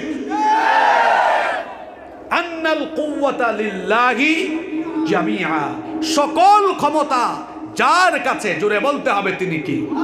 আরে ক্ষমতার নামে তো কোরআনে সূরাই দেওয়া হয়েছে। কোরআনুল কারীমের 67 নম্বর সূরা, সূরার নাম মুলক। হোয়াটস দ্য মিনিং অফ মুলক? মুলকের অর্থ কি? আপনি ডিকশনারি খুলেন তো, এখন তো গুগল ট্রান্সলেটও আছে, দেখেন গুগলে ট্রান্সলেট করে দেখেন, অর্থ আসবে পাওয়ার, সভরেন্টি, অথরিটি। মুলক মানে হচ্ছে ক্ষমতা, রাজত্ব, কর্তৃত্ব। সেই সূরার প্রথম আয়াতে আল্লাহ বলেছেন ক্ষমতা কারো কাছে নাই। তাবারাকাল্লাযী বিয়াদিহিল মুলকু ওয়া হুয়া আলা কুল্লি শাইইন কাদির। আল্লাহ বলেছেন সকল ক্ষমতা যার বরকতময় হাতের মুঠায়। জোরে বলতে হবে তিনি কে? তো মানুষ যদি ক্ষমতার মালিকই হয়, তাহলে মানুষের পেট ব্যথা হয় কেন? তার ক্যান্সার হয় কেন? তার টিউমার হয় কেন? মানুষ যদি ক্ষমতার মালিকই হয়, তাহলে তার এত দুর্বলতা কেন? মানুষ ক্ষমতার মালিক নয়, ক্ষমতার মালিক কে? আল্লাহ মানুষকে ক্ষমতা দেন, আবার ক্ষমতা কেড়েও নেন। আল্লাহ চাইলে কোনো এতিম ব্যক্তিকে দয়া করে ক্ষমতায় বসায় দিতে পারেন, আবার আল্লাহ চাইলে কোনো ক্ষমতাওয়ালা ব্যক্তিকে ক্ষমতার চেয়ার থেকে জুতার বাড়ি খাওয়ায় নামায় দিতে পারেন। আল্লাহ চাইলে কাউকে ক্ষমতায় রেখে ইজ্জত দিতে পারেন, কাউকে ক্ষমতায় রেখেও বেইজ্জত করতে পারেন। ক্ষমতায় থেকে যে মানুষ ইজ্জত পায় না, এটাও কোরআনে আছে। নমরুদ, ফেরাউন, এরা ক্ষমতায় থেকেও ইজ্জত পায় নাই। বর্তমান পৃথিবীতেও আছে, ক্ষমতায় থেকেও আমেরিকার সাবেক প্রেসিডেন্ট বুশ জুতার বাড়ি খেয়েছে। আমাদের দেশেও বহু এলাকায় ক্ষমতায় থেকে অনেকে জুতার বাড়ি খেয়েছে, বেইজ্জত হয়েছে। প্রমাণ চান? টাকলা মুরাদ মন্ত্রিত্ব গেল বেচারা, এরপরে দলীয় নমিনেশন গেল, বান্ধবীর সাথে মিলাইয়া দুজনেই ট্রাক মার্কা নিল, তারপর রাস্তা থেকে খাদে পড়ে গেল। প্রশাসনের ভাইরা মনে করবেন না এগুলো রাজনৈতিক ওয়াজ। এটা রাজনৈতিক ওয়াজ না গো ভাই, এটা কোরআনে আছে, কুলিল্লাহুম্মা মালিকাল মুলকি তুতিল মুলকা মান তাশাউ ওয়া তানজিউল মুলকা মিম্মান তাশাউ ওয়া তুইজ্জু মান তাশাউ ওয়া তুযিল্লু মান তাশা। ক্ষমতার আয়াতের সাথে ইজ্জত আর বেইজ্জতের কথা আল্লাহ এক আয়াতে দিয়েছেন কেন?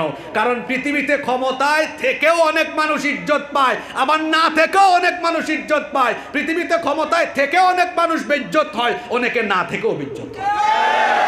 আপনি কোরআনের অনুবাদ পড়লে বুঝবেন না। যদি কোরআনের অনুবাদ পড়ে কোরআনের তাফসির বুঝে ফেলতেন, তাহলে এত কষ্ট করে কওমি মাদ্রাসা, আলিয়া মাদ্রাসার ছাত্ররা আত-তাখাসসুস ফিত তাফসির নিয়ে তাফসিরের উপরে পড়াশোনা কইরা কইরা চুলদাড়ি পাকায়া দিত না।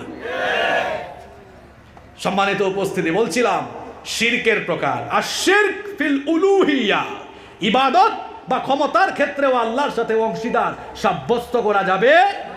এরপরে 3 নম্বর, আর শিরক ফিল আসমাই ওয়াস সিফাত, আল্লাহর যে নাম বা গুণবাচক নাম আছে এগুলোর ক্ষেত্রেও শিরক করা যাবে না। যেমন আমাদের দেশে তো বিশেষ করে এক গোষ্ঠী আছে যারা বলে গাউসুল আজম।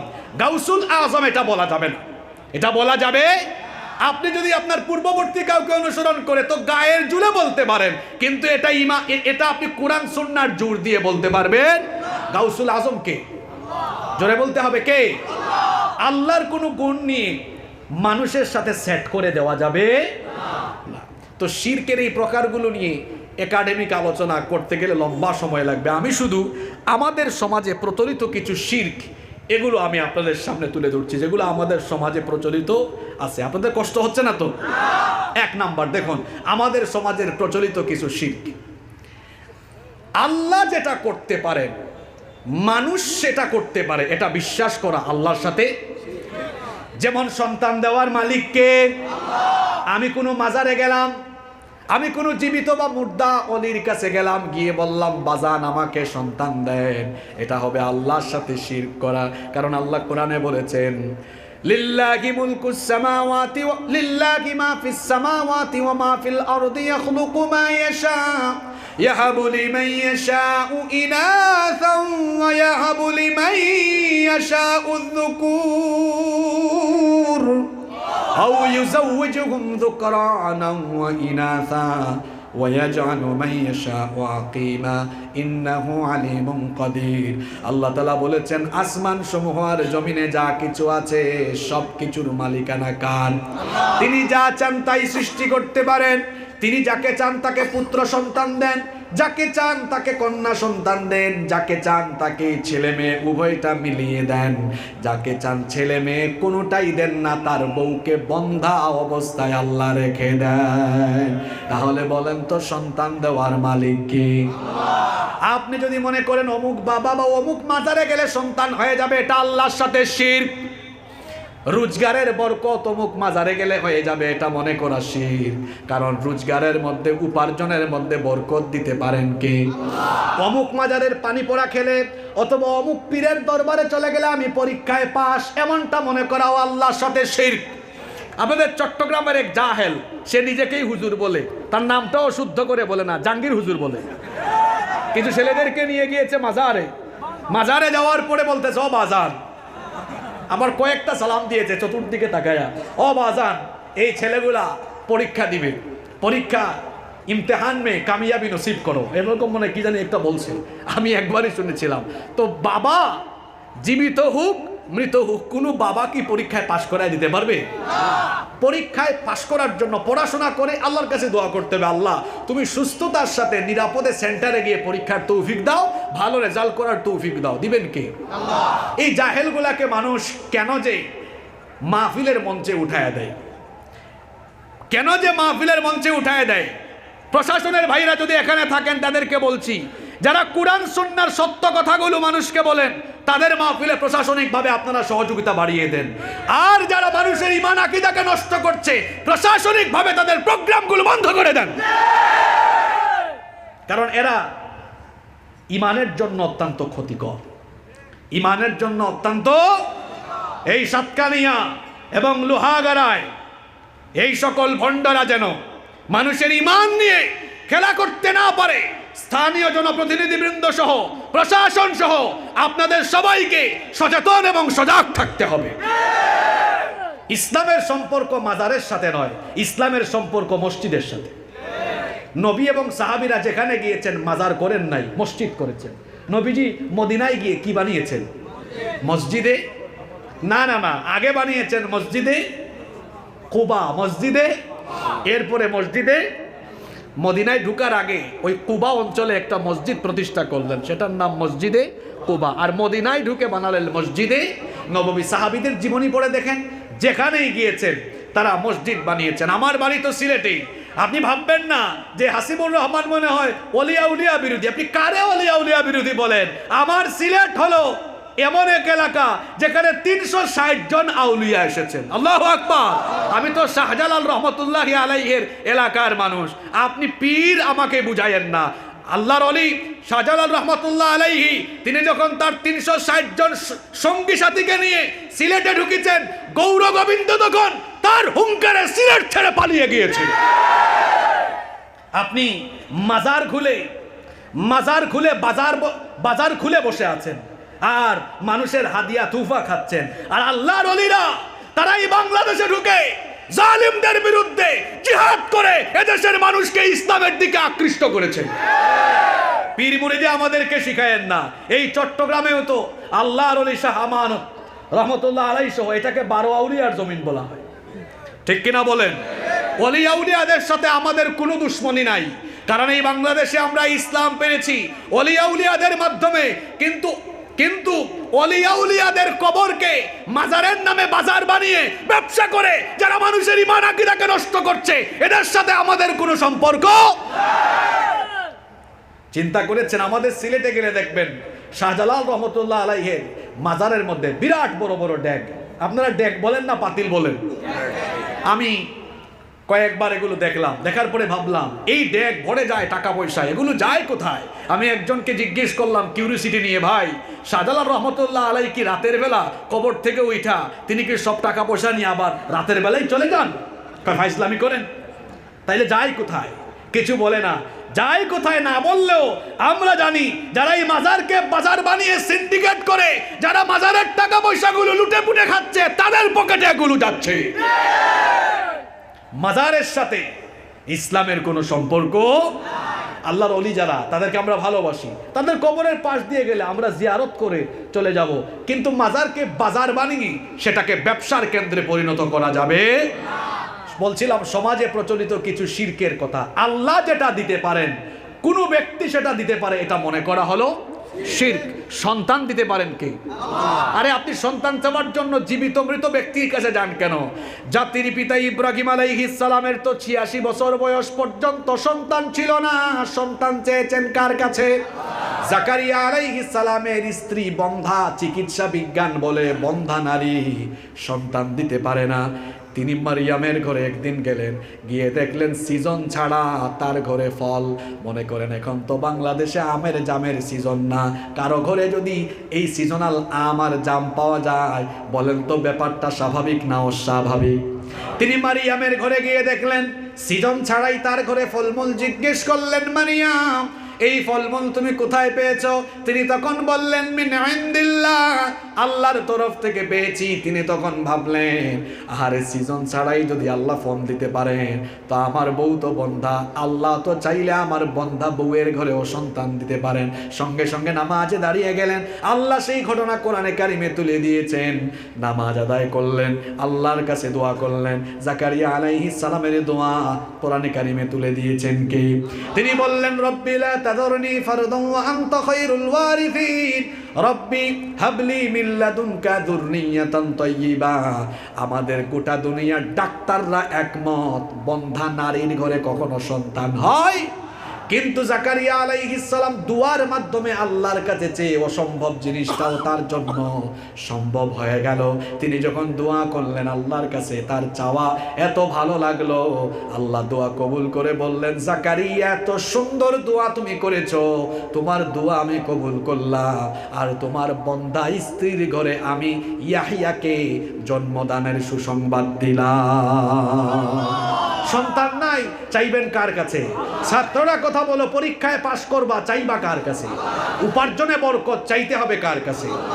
কোন জীবিত বা মৃত ব্যক্তির কাছে চাওয়া যাবে? 2 নম্বর, মহিলারা আজকে মাহফিল কি শুনতেছেন? আওয়াজ কি যায়? কারণ এইটা তো মহিলাদের সাথে সম্পর্কিত। জ্যোতির্বিদ্যা, জ্যোতিষীদের কাছে, গণকদের কাছে যাওয়া। মহিলারা এই ক্ষেত্রে একটু অ্যাডভান্স। হয়তো সাতকানিয়া লোহাগাড়ার নারীরা অনেক ভালো, কিন্তু অনেক অঞ্চলে আছে নারীরা এই জায়গাতে পুরুষের চাইতে এক্সপার্ট। গণকের কাছে গিয়ে হাত দেখায়, কয় আমার ভবিষ্যৎটা একটু বলে দেন। তো গণককে জিজ্ঞেস করেন আগামীকাল তার কি হবে? বেটা তোর নিজের ভবিষ্যৎ বল। আমি তখন ক্লাস 9-এ পড়ি। ছোটবেলা থেকেই একটু বাকপটু ছিলাম আমি। তা আমি শহরে থাকতাম, গ্রামে গেলাম, সকালবেলা দেখি প্রচণ্ড মানুষের ভিড়। আমি সেখানে গেলাম, যাওয়ার পরে দেখলাম মানুষ লাইন ধরে হাত দেখাচ্ছে। বললাম ইনি কে? কই উনি ভবিষ্যৎ বলতে পারে। আমি বললাম তাই? আমি তখন তার কাছে গেলাম, গিয়ে আমি আমার কিছু কাজিনদেরকে বললাম, এ তোরা তাড়াতাড়ি যা, গরু বাঁধার রশি নিয়ে আয়, দড়ি নিয়ে আয়। এই লোক বলতেছে, ভাই এই জায়গাতে আপনি গরু বাঁধার দড়ি রশি আনতে কেন বলতেছেন? আমি বললাম আপনি মানুষের হাত দেখা বলে দিতে পারেন, আপনি বাড়ি থেকে বের হওয়ার আগে জানতেন না আজকে যে আমি আপনার গরুর দড়ি দিয়া বানবো? এখন তো সবার সামনে হাতে পায়ে ধইরা কয় ভাই জীবনে আর এই এলাকায় আসবো না, আমি চলে যাব। বললাম তুমি যে ভণ্ড এটা সবার সামনে স্বীকার করো। স্বীকার করে গিয়েছে। খবরদার কোনো গণকের কাছে যাবেন না। নবীজি বলেছেন যে ব্যক্তি কোনো গণকের কাছে যায় 40 দিন পর্যন্ত তার কোনো ইবাদত কবুল হয় না। ভবিষ্যতের খবর দুনিয়ার কেউ জানে না, ভবিষ্যতের খবর যিনি জানেন তিনি কি? ওয়ালাকাদ আলিমনাল মুস্তাকদিমিনা ওয়াল মুস্তাখিরিন। আল্লাহ তাআলা বলেছেন অতীত ভবিষ্যৎ সবকিছু আমি জানি, অন্য কেউ জানে না। ভবিষ্যতের খবর আমরা যদি জানতাম তাহলে দেখেন মরার খবরও জানতাম, মরার আগের দিন পর্যন্ত গুনাহ কইরা মৃত্যুর দিন আমরা তওবা করে ফেলতাম। ভবিষ্যৎ আমরা জানি না, ভবিষ্যৎ আমাদের অজানা। ভবিষ্যৎ অজানা আল্লাহ রেখেছেন যাতে করে আমরা ওই মৃত্যুকে স্মরণ করে ভালো কাজ করি। আল্লাহর একটা নিয়ামতের কথা আমার মনে পড়লো, আমরা যেমন ভবিষ্যৎ জানি না তেমনি অতীত আমাদের বেশি দিন মনে থাকে। এটাও আল্লাহর একটা নিয়ামত। শোনেন, এই যে আমাদের বাবা মারা যায়, মা মারা যায়, আমার বাবা নাই। আমি যখন আলিম পাশ করেছি আমার বাবা মারা গিয়েছেন। আমার এখনো মনে আছে আমার বাবা মারা যাওয়ার পরে প্রথম 2-3টা দিন কত কষ্টের ছিল আমার জন্য। আপনারা অনেকে বাবা মা হারিয়েছেন। তো বাবা মা হারানোর পরে প্রথম দিন, পরের দিন যে খারাপ লাগে, ওইরকম যদি সব সময় খারাপ লাগতো আপনি খাইতে ঘুমাইতে কাজ করতে পারতেন? এজন্য আল্লাহ তাআলা কি করেছেন দেখেন, আল্লাহ আপনার মেমোরিকে এমনভাবে করে দিয়েছেন, কয়েকদিন পরে এগুলো আল্লাহ ভুলাইয়া দেন। এই কারণে ভুলাইয়া দেন যাতে করে স্বাভাবিক জীবনযাপনে আপনি ফিরে আসতে পারেন। সুবহানাল্লাহ। নাহলে তো পৃথিবীর মানুষ অস্বাভাবিক হয়ে যাবে, কোনো কাজকর্ম ঠিকঠাক মতো হবে। ভবিষ্যৎ আমরা জানি না, জানেন কে? কোনো ব্যক্তি ভবিষ্যৎ বলে দিতে পারবে, এটা বিশ্বাস করা আল্লাহর সাথে শিরক। 3 নম্বর হলো জাদু টুনা, বান মারা, বধ করা। এটাও কিন্তু মহিলার স্বভাব বেশি। মনে করেন বিয়ে শাদী করেছে, হাজবেন্ডকে নিয়ে আলাদা হতে চায়, শ্বশুর শাশুড়ির বিরুদ্ধে বান মারে। বান মারা বুঝেন তো আপনারা?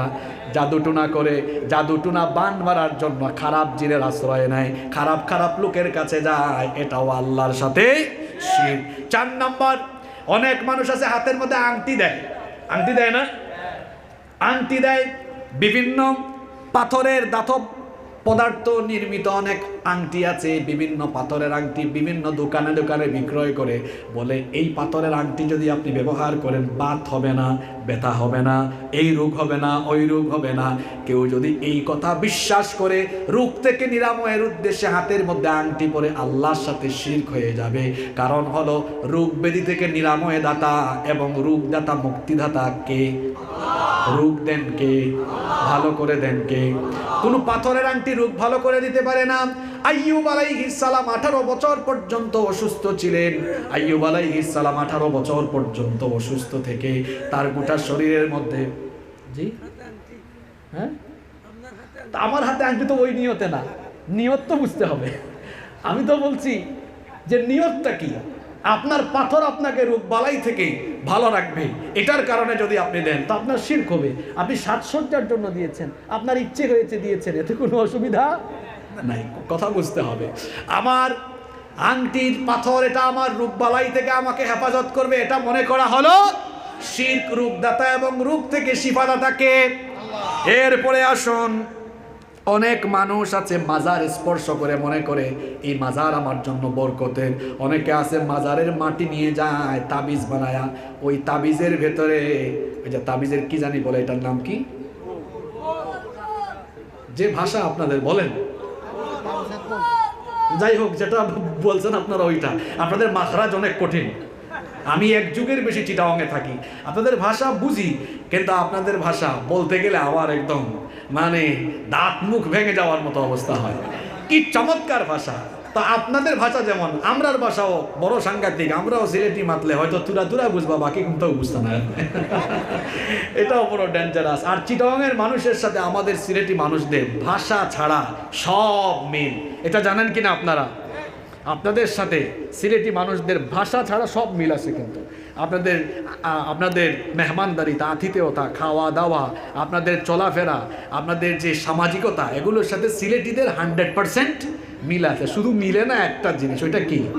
ওই দুই অঞ্চলের দুইজনকে দাঁড় করায় দিলে একজনের ভাষা আরেকজন কিছুই বুঝবে, বাকি সব ঠিকঠাক আছে। এবং বিদেশে গেলেও দেখা যায় বা দেশেও দেখা যায় সিলেট আর চিটাগাংয়ের মানুষ খুব তাড়াতাড়ি ম্যাচ হয়ে যেতে পারে, কারণ ভাষা ছাড়া অন্য কিছু মন মানসিকতাও প্রায় সব মিল আছে।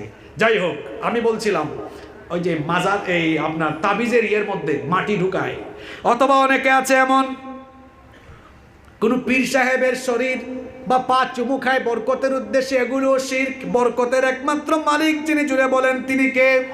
আবার মাজারের গোসল শরীফ হয় অনেক জায়গায়, কবর ধোয়া পানি অনেকে বরকতের জন্য পান করে, এটাও শিরক। কারণ বরকতের মালিক একমাত্র একজন, তিনি কি? আমাদের সমাজে আরো অনেক শিরক আছে। অনেক মাজারের মধ্যে গিলাফ দেওয়া থাকে, গিলাফ পরিবর্তন হয়, আবার ওই গিলাফ মানুষ কেটে কেটে নিয়ে যায়, ওই গিলাফের মধ্যে চুমা খায়। এমনকি ওই গিলাফ বাড়িতে রাখে মনে করে গিলাফ বাড়িতে থাকলে বরকত হবে, এটাও আল্লাহর সাথে। তারপরে খাজা বাবার ড্যাগ আছে, রজব মাস আসলে এটা দেখা যায়। আপনারা দেখছেন কিনা জানি না, আমি দেখেছি রজব মাস আসলে পরে কিছু কিছু এলাকায় লাল নীল বিভিন্ন ধরনের পতাকা উড়ানো হয়, বড় বড় ড্যাগ যুবকরা দিয়ে রাখে। ওই ড্যাগের মধ্যে মানুষ অনেক তোবারুক দেয়, অনেক মোমবাতি দেয়, আগরবাতি দেয়, এটাকে বলে খাজা বাবার ড্যাগ। এই খাজা বাবার ড্যাগ নিয়ে এ ধরনের কাজ করা, এটাও আল্লাহর সাথে শিরক। আবার অনেক জায়গায় আছে স্মৃতিস্তম্ভ অথবা কোনো মিনারের মধ্যে গিয়ে সম্মান জানানো, এটাও আল্লাহর সাথে শিরক। কারণ সম্মান জানানো, মানুষকে সম্মান জানায় আপনি কি করবেন? যে ব্যক্তি চলে যায় তার কোনো সম্মান বা ফুলের দরকার নাই, তার দরকার দোয়া। জোরে বলেন, তার দরকার কি?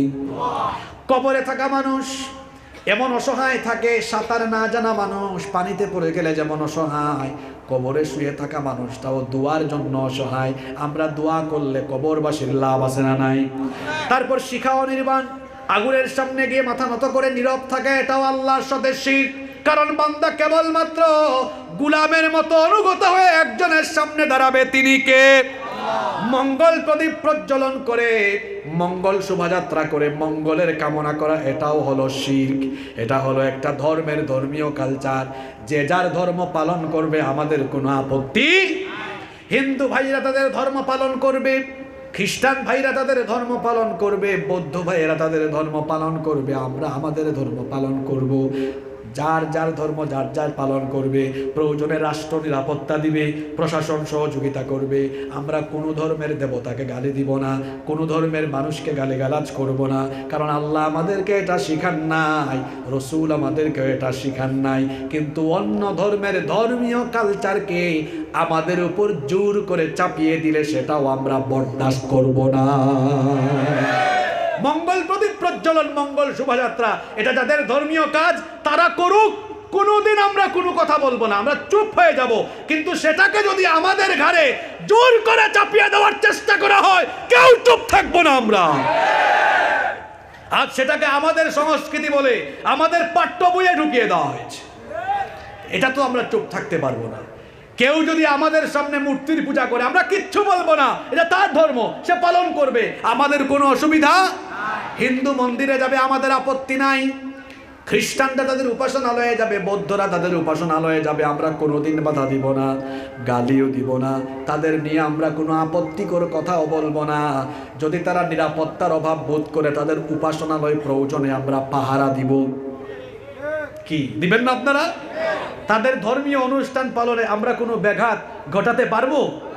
এই কথা কি আল্লাহ বা রসুল আমাদের কি শিখিয়েছেন এগুলো? না। কিন্তু অন্য ধর্মের ধর্মীয় কোনো কালচারকে আমার ঘাড়ে জোর করে চাপাইয়াও দেওয়া যাবে? ওনারটা উনি করুক, আমারটা আমি করি, কোনো অসুবিধা? যদি বলেন ধর্ম যার যার, উৎসব সবার, এটা বলে তো আপনি অন্য ধর্মের ধর্মীয় উৎসব আমার ঘাড়ে চাপাইয়া দিতে পারেন? এটা তার অধিকার। আমি মুসলমান নামাজে যাব, আমার হিন্দু ভাই বোন তারা পূজায় যাবে, মন্দিরে যাবে, যাক, আমাদের কোনো অসুবিধা নাই। পুকুর যার, মাছও তার। যদি বলি পুকুর হলো আমার, মাছ হলো সবার, এটা কি যৌক্তিক না অযৌক্তিক?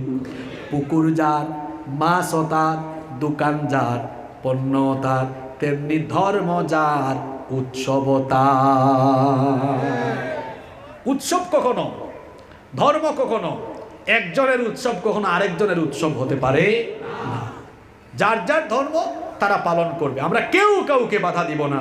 কারণ আমাদের এই দেশে একটা সম্প্রীতি আছে, আমরা এই সম্প্রীতি রক্ষা করে চলতে চাই।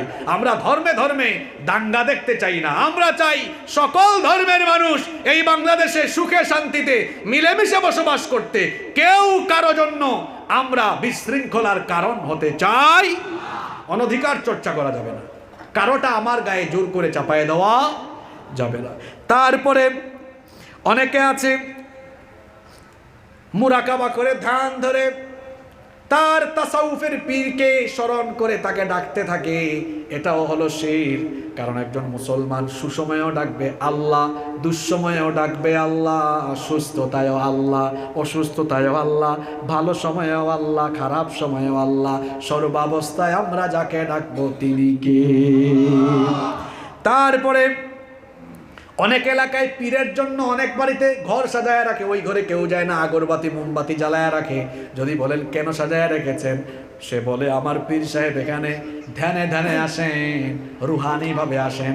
এগুলোও মনে করা হলো শিরকের অন্তর্ভুক্ত। তারপরে অনেকে আছেন পীরের বাড়ির অথবা আস্তানার খাদেম গরু, কুকুর, বিড়াল, মাছ, কচ্ছপ, কুমির এগুলোকেও বরকত মনে করে। যেমন সিলেটের শাহজালালের মাজার, শাহজালাল রহমতুল্লাহ আলাইহের মাজারে গেলে ওখানে দেখবেন মাছ আছে। খান জাহান আলী রহমতুল্লাহ আলাইহের মাজারে গেলে দেখবেন বাগেরহাটে, আমি গিয়েছি দেখেছি সেখানে কুমির আছে। এগুলোকে বরকতময় মনে করা, এটাও হলো আল্লাহর সাথে শিরক করা। তারপরে গায়রুল্লাহর নামে জিকির করা, আল্লাহ ছাড়া অন্য কারো নামে জিকির করা, শেরালি বাবা, মেরালি বাবা, ডালচাল বাবা, বদনা বাবা, টাকি বাবা, ল্যাংটা বাবা, আল্লাহকে বাদ দিয়ে বিভিন্ন বাবার নামে জিকির করা, এটাও হলো আল্লাহর সাথে শিরক করা।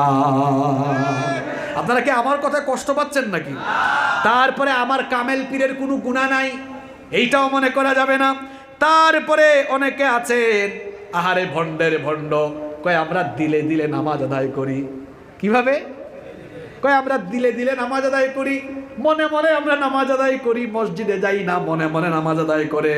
আবার কিছু মুশরিক ভণ্ড সমাজে আছে, তারা কয় কোরআন 30 পারা নয়, কোরআন হলো 40 পারা। 30 পারা কোরআনে আছে, বাকি 10 পারা মারে হতে আছে। আপনারা মনে জানেন না এগুলা? ওই ভণ্ডদের সাথে মিশলে বুঝবেন। কয় কোরআন 40 পারা, 30 পারা আছে, আর 10 পারা মারে হতে আছে। এটা বাতেনি ভাবে আছে। জাহিরি 30 পারা আছে, কিন্তু বাতেনি আরো কত পারা আছে। এগুলো করা আল্লাহর সাথে শিরক। তারপরে বিপদে পড়ে গেলে আল্লাহকে বাদ দিয়ে ফেরেশতাকে ডাকা, বিপদে পড়ে গেলে কোনো পীর সাহেবের নাম ধরে ডাকা, এটাও আল্লাহর সাথে শিরক করা।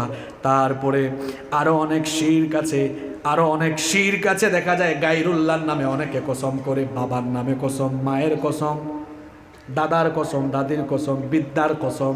নবীজি বলেছেন মান হালাফা বিগাইরিল্লাহি ফাকাদ আশরাকা, আল্লাহ ছাড়া যে অন্য কারো নামে শপথ করলো, কসম করলো, সে আল্লাহর সাথে শিরক করলো। আরো বহু শিরক আছে, সব বলতে পারবো না, আপনারা নিজেরা একটু স্টাডি করে নিন। শিরকের পরিণতি কয়টা বলেছিলাম? জোরে বলতে হবে, কয়টা? আরেকটা শিরক হলো আপনি মন কালো করলো, আমার তো কিছু করার নাই, আমাকে কোরআনের কথা বলতে হবে, মানব রচিত মতবাদকে সমর্থন দেওয়া, এটাও আল্লাহর সাথে শিরক করা। কারণ কোরআনে আল্লাহ বলেছেন আলা লাহুল খালকু ওয়াল আম, সৃষ্টি যার, আইনও চলবে তবে মানুষের বানানো কোনো আইন যদি আল্লাহর আইনের বিরোধী না হয় সেটা মানলে পরে শিরক হবে না। কিন্তু মানুষের বানানো কোনো আইন যদি আল্লাহর আইনের সাথে সাংঘর্ষিক হয়, এটা মানা, এটা সমর্থন করা, এটার পক্ষে কথা বলা মানে আল্লাহর সাথে শিরক। আমি আর নিচে নামলাম না, আপনি নিজে নিজে বুঝা নিয়েন। এরপরে আসেন বিদআত। এটাও আরবি শব্দ। এটার অর্থ হলো নতুন করে কিছু বানানো, আগে ছিল না, নতুন করে বানানো। আমাদের দেশে কিছু ভণ্ড আছে, এখানে আপনাদেরকে ভুল বুঝাবে, বলবে নতুন করে কোনো কিছু বানানো যদি বেদাত হয় তাহলে মাইক বেদাত, মোবাইল বেদাত, তারপরে আর কি বেদাত যেগুলো আগে ছিল না, মোবাইল বেদাত, বক্স বেদাত, তারপরে বলবে এই মাহফিলও বেদাত। দেখবেন আমার দেশে কিছু ভণ্ড আছে, কয় নতুন কিছু হওয়া মানে বেদাত যদি হয় তাহলে তো এই যে মাইকও বেদাত। এজন্য তারা বেদাতকে ভাগ করে, কয় বেদাতে হাসানা, বেদাতে, কয় কিছু কিছু বেদাত ভালো আর কিছু কিছু বেদাত খারাপ। ওই যেগুলা ভালো, ওই ভালোগুলা ভালো বইলা মানুষের ঈমান আকীদা নষ্ট করেন। বেদাতের কোনো হাসানা নাই, বেদাতের আছে সাইয়্যিআ। আর বেদাত দুই প্রকার। উলামায়ে আহলে ইলম তারা বলেছেন বেদাত হলো দুই প্রকার, একটা হলো পার্থিব বেদাত আর একটা দ্বীনের ক্ষেত্রে বেদাত। পার্থিব বেদাত এটা হারাম নয়। পার্থিব বেদাত কি? দুনিয়ার প্রয়োজনে কোনো কিছু বানানো। মাইক বানিয়েছি দুনিয়াবি প্রয়োজনে, এটা আমরা ইবাদতের উদ্দেশ্যে বানিয়েছি। আচ্ছা বলেন তো, আমরা যে মসজিদে জুমাবারে নামাজে মাইক ব্যবহার করি, মাইক ব্যবহার করলে সওয়াব বেশি এই আশায় ইবাদত হিসাবে ব্যবহার করি না, বরং আওয়াজ প্রচারের মাধ্যম হিসাবে আমরা এটা ব্যবহার করছি, ইবাদতের উদ্দেশ্যে ব্যবহার করছি না। বেদাত কি বুঝতে হবে। বেদাত হচ্ছে দ্বীনের ক্ষেত্রে, কিসের ক্ষেত্রে? দ্বীনের ক্ষেত্রে নতুন কিছু উদ্ভাবন করা, যেটা পূর্বে ছিল না। নবী বা সাহাবায়ে কেরাম রিদওয়ানুল্লাহি তাআলা আলাইহিম আজমাইনদের জামানায় ছিল না। আবারও বলছি, পার্থিব বেদাত, দ্বীনের বেদাত। পার্থিব বেদাত অসুবিধা নাই। আল্লাহর রাসূলের যুগে আমাদের মতো এরকম পোশাকও ছিল না, তো প্যান্টও ছিল না। ওই জামানায় তারা এরকম শার্টও পরতেন না। তো এখন শার্ট প্যান্ট বেদাত? হ্যাঁ, শার্ট প্যান্ট বেদাত, কিন্তু এটা পার্থিব বেদাত, এটাতে কোনো গুনাহ নাই। কিন্তু দ্বীনের ক্ষেত্রে যে বেদাত, এটা করা যাবে। দ্বীনটা পূর্ণাঙ্গ না অপূর্ণাঙ্গ? বিদায় হজে তো আল্লাহ বিদায় হজের দিনে আয়াত নাজিল করেছেন। কোন আয়াত? আল-ইয়াউমা আকমালতু লাকুম দীনাকুম ওয়া আতমামতু আলাইকুম নি'মাতি ওয়া রাদিতু লাকুমুল ইসলামা দীনা। আজ আমি তোমাদের জন্য এই দিনকে পরিপূর্ণ করে দিলাম, আমার নেয়ামতকে সম্পূর্ণ করে দিলাম এবং ইসলামকে তোমাদের জন্য মনোনীত বিধান হিসাবে ঠিক করে দিলাম। সুবহানাল্লাহ। এটা তো খ্রিস্টানদের পোশাক তো পরা যাবে না, কারণ এই ক্ষেত্রেও নির্দেশনা দেওয়া আছে, মান তাশাব্বাহা বিকৌমিন ফাহুয়া মিনহুম। যে ব্যক্তি কোনো জাতির অনুসরণ করে সেই ব্যক্তি তাদের অন্তর্ভুক্ত হয়ে যাবে। তা আপনি কোনো জাতির পোশাক আশাক যদি এমন হয় এটা তার ধর্মীয় পোশাক, তাইলে অনুসরণ করতে পারবেন না। কিন্তু ওটা যদি তার ধর্মীয় পোশাক না হয়, এটা তার, সে এমনিই পড়ছে, কোনো ধর্মের কোনো সাইন এটা বহন যদি না করে, আবারও বলছি, তার পোশাক যদি ধর্মের কোনো সাইন ব্যবহার না করে, তো ওইটা আপনি পড়তে পারেন। কারণ খ্রিস্টানরা শার্টও পরে, খ্রিস্টানরা টি শার্টও পরে, এখন সেইটাকে ধর্মীয় সাইন হিসাবে পড়ে না। যদি তার কোনো ধর্মীয় সাইন তার পোশাকে বহন করে, ধর্মীয় নিদর্শন বহন করে, বোঝায় যে আমার এই পোশাক দিয়ে আমি আমার ধর্মের কোনো নিদর্শন বহন করছি, তো ওইটা আমি পড়তে পারবো। কথা বুঝতে পেরেছেন? এবার আসেন, আমরা বলছিলাম দ্বীনের ক্ষেত্রে নতুন কিছু বানানো যাবে, কারণ ইসলামটা পূর্ণাঙ্গ। ইসলামটা হলো পূর্ণাঙ্গ।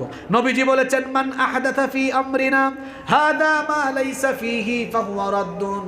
যে ব্যক্তি এই দ্বীনের ভেতরে নতুন কিছু ঢুকাবে যেটার অনুমোদন আমার কাছ থেকে নাই, সেটা হবে প্রত্যাখ্যাত। সেটাকে গ্রহণ করা যাবে না, প্রত্যাখ্যান করে দিতে হবে। নবীজি আরো বলেছেন, ইয়াকুম ওয়া মুহদাসাতিল উমুর ফা ইন্না কুল্লা মুহদাসাতিন বিদআহ ওয়া কুল্লা বিদআতিন দালালাহ ওয়া কুল্লা দালালাতিন ফিন্নার। নবীজি বলেছেন, প্রত্যেক নব আবিষ্কৃত জিনিসের ব্যাপারে তোমরা সাবধান হও। দ্বীনের ভেতরে নতুন কিছু আবিষ্কার করা, সৃষ্টি করা, এটা হলো বেদাত। প্রত্যেক বেদাত হলো ভ্রষ্টতা, গুমরাহি, আর গুমরাহিদের পরিণতি হলো জাহান্নাম। যারা বিদআত করবে কিয়ামতের দিন তারা হাউজে কাউসারের পানি থেকেও বঞ্চিত হবে। খুব ভালো করে খেয়াল করেন, বেদাত কিন্তু আমাদের ইবাদতের ভেতর এখন ঢুকে গিয়েছে। আল্লাহর নবী কিয়ামতের দিন হাসরের ময়দানে উপস্থিত তার উম্মতদেরকে হাউজে কাউসারের পানি দিতে থাকবেন। কিছু লোককে হাউজে কাউসারের পানি দিতে গেলেই ফেরেশতারা নিষেধ করবে, ইয়া রাসূলুল্লাহ, সবাই পড়েন সাল্লাল্লাহু আলাইহি ওয়াসাল্লাম, এদেরকে আপনি পানি দিয়েন না। নবীজি বলবেন, কেন পানি দিব না? তখন ফেরেশতারা বলবে, ওগো আল্লাহর রাসূল, এর কারণ হলো আপনি দুনিয়া থেকে বিদায় নেওয়ার পরে এরা ইসলামের ভেতরে এমন কিছু ঢুকিয়েছে যেটা আপনার সময়ে ছিল না, আপনার সাহাবীরাও করে নাই। নতুন করে দিনের ভেতরে সংযোজন বিয়োজন করেছে, অ্যাড করেছে, জোড়া লাগিয়েছে, বাদ দিয়েছে। নবীজি তখন এদেরকে বলবেন, সোহকান সোহকান লিমান গায়্যারা মিন বাদি, আমার সামনে থেকে দূর হও, আমার সামনে থেকে চলে যাও। যারা দিনের ভেতরে নতুন কিছু ঢুকিয়েছো, দিনের ভেতরে সংযোজন বিয়োজন করেছো, আজকে হাসরের মাঠে হাউজে কাউসারের পানি থেকে তোমরা বঞ্চিত হয়ে যাবে। নাউযু বিল্লাহি মিন যালিক। বেদাতের পরিণতি ভালো না খারাপ? এবার সমাজে কি কি বেদাত প্রচলন আছে শোনেন, সব বলতে পারবো না, সময় সংক্ষিপ্ত। এই যে আমরা নিয়ত করি, নিয়ত করাও বেদাত। নিয়ত আমি একটু ভুল করে ফেলেছি, নিয়ত করাটা হলো ফরজ, নিয়ত পড়া হলো বেদাত। এই যে আমরা অনেকে নিয়ত ঠোঁট দিয়ে পড়ি, যেমন নাওয়াইতু আন উসাল্লিয়া, নামাজের নিয়ত করি। এই যে রমজান মাস আসতেছে, মুখে মুখে বলি নাওয়াইতু আন আসুমা। এই যে মুখে মুখে নিয়ত পড়া, এটা কিন্তু সুন্নাহ সম্মত নয়, কোনো হাদিসে ব্যাপারে নাই। নিয়তটা করতে হয়, নিয়ত পড়ার বিষয় নয়। নিয়ত করে না পড়ে। নিয়ত আরবি শব্দ, এটার ইংরেজি হলো ইন্টেনশন, ইচ্ছা বা অভিপ্রায়। আমি নামাজে দাঁড়াবো, মনে মনে তো আমার নিয়ত হয়ে গেছে, বাড়ি থেকে ওযু করে এসেছি, আমার ইচ্ছাই তো হলো নামাজে দাঁড়াবো, এটা আমার নিয়ত, এসে দাঁড়ায় যাবো আল্লাহু আকবার। অনেক যুবকরা আছে মসজিদে যায় না, ভাই কেন যাও না? কই হুজুর নিয়ত আরবি পারি না তো, এই জন্য আমি যাই না। আমার যুবক ভাইদেরকে বলছি, নিয়ত পড়ার বিষয় নয়, নিয়ত হলো, জোরে বলে, করার বিষয়। নিয়ত কি? করার বিষয়। তারপরে আসুন, মৃত ব্যক্তির জন্য মাঝে মাঝে আমরা কোরআন খানি করি, কোরআন খতম করি। নবীজি এবং সাহাবীদের যুগে কিন্তু এগুলা ছিল না। এই যে কোরআন খানি করি, কোরআন খতম করি, এগুলো আমরা নিজেরা বানাইছি।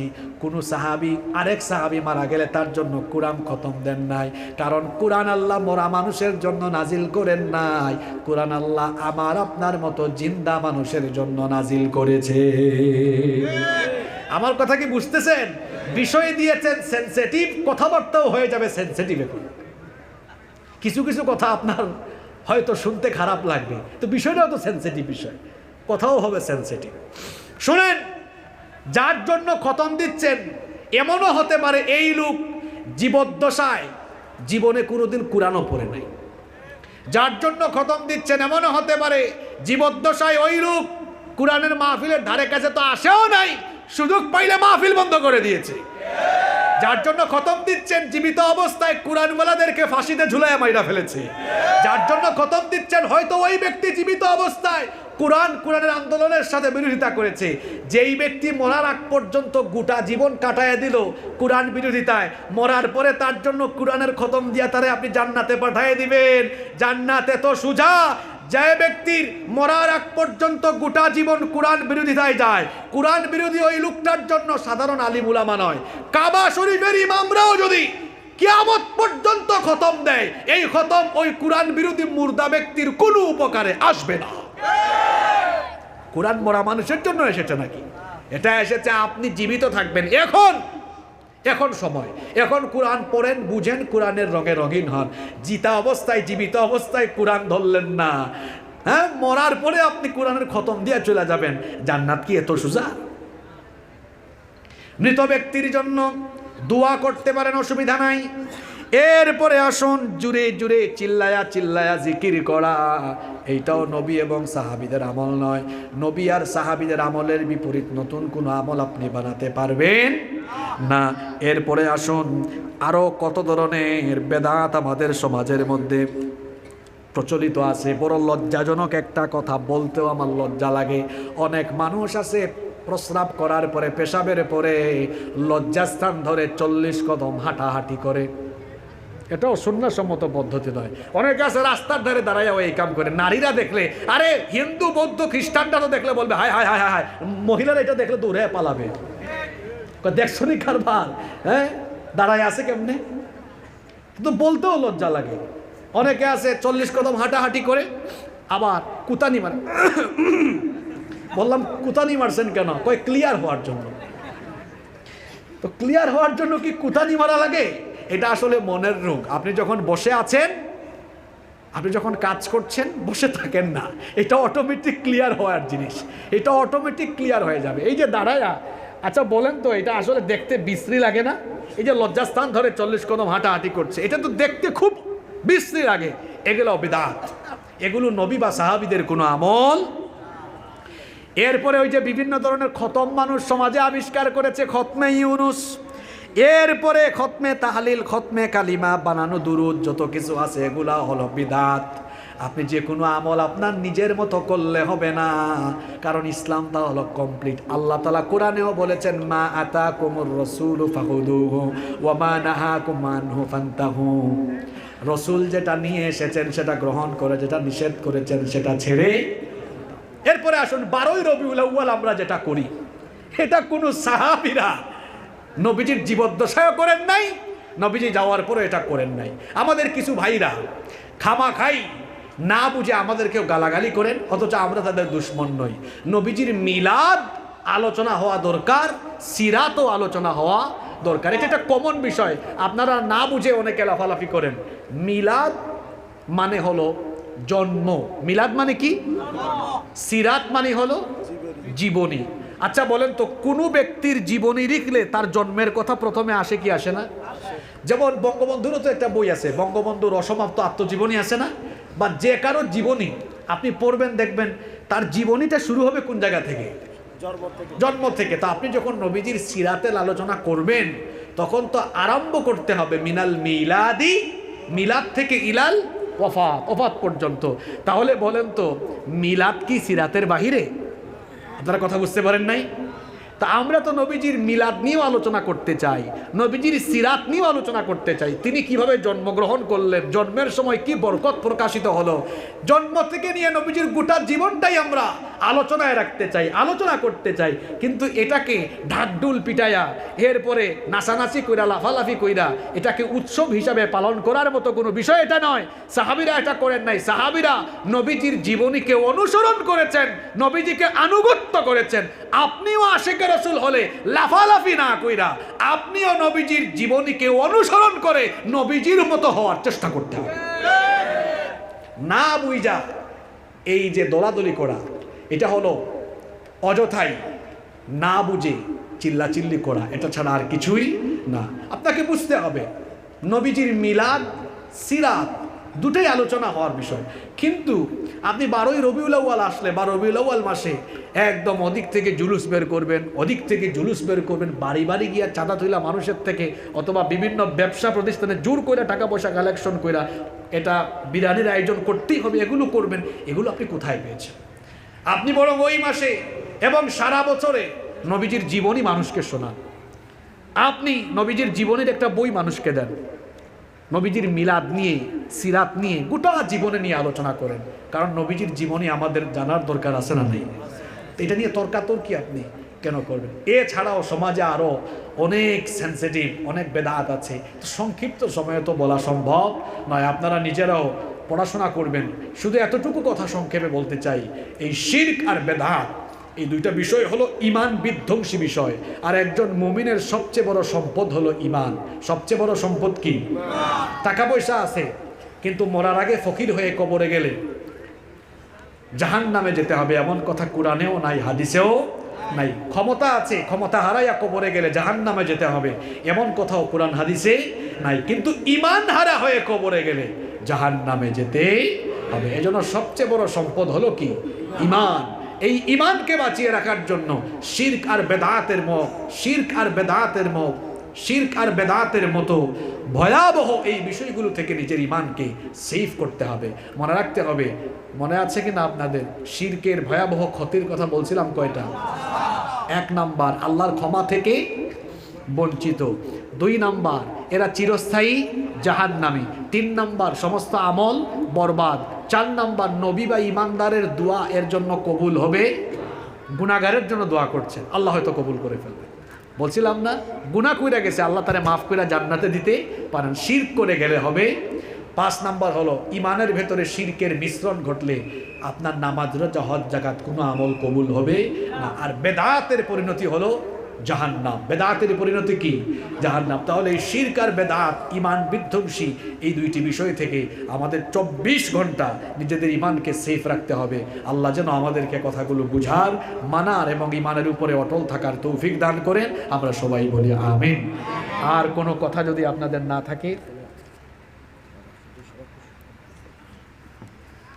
আচ্ছা, সঙ্গীত তো ঠিক আছে, আপনারা বলেছেন, আমি নিজেই গাইতাম। আমি প্রতি আলোচনার মধ্যে 3-4টা সঙ্গীত গাই, তো মাইক আমাকে সাপোর্ট দিচ্ছে না।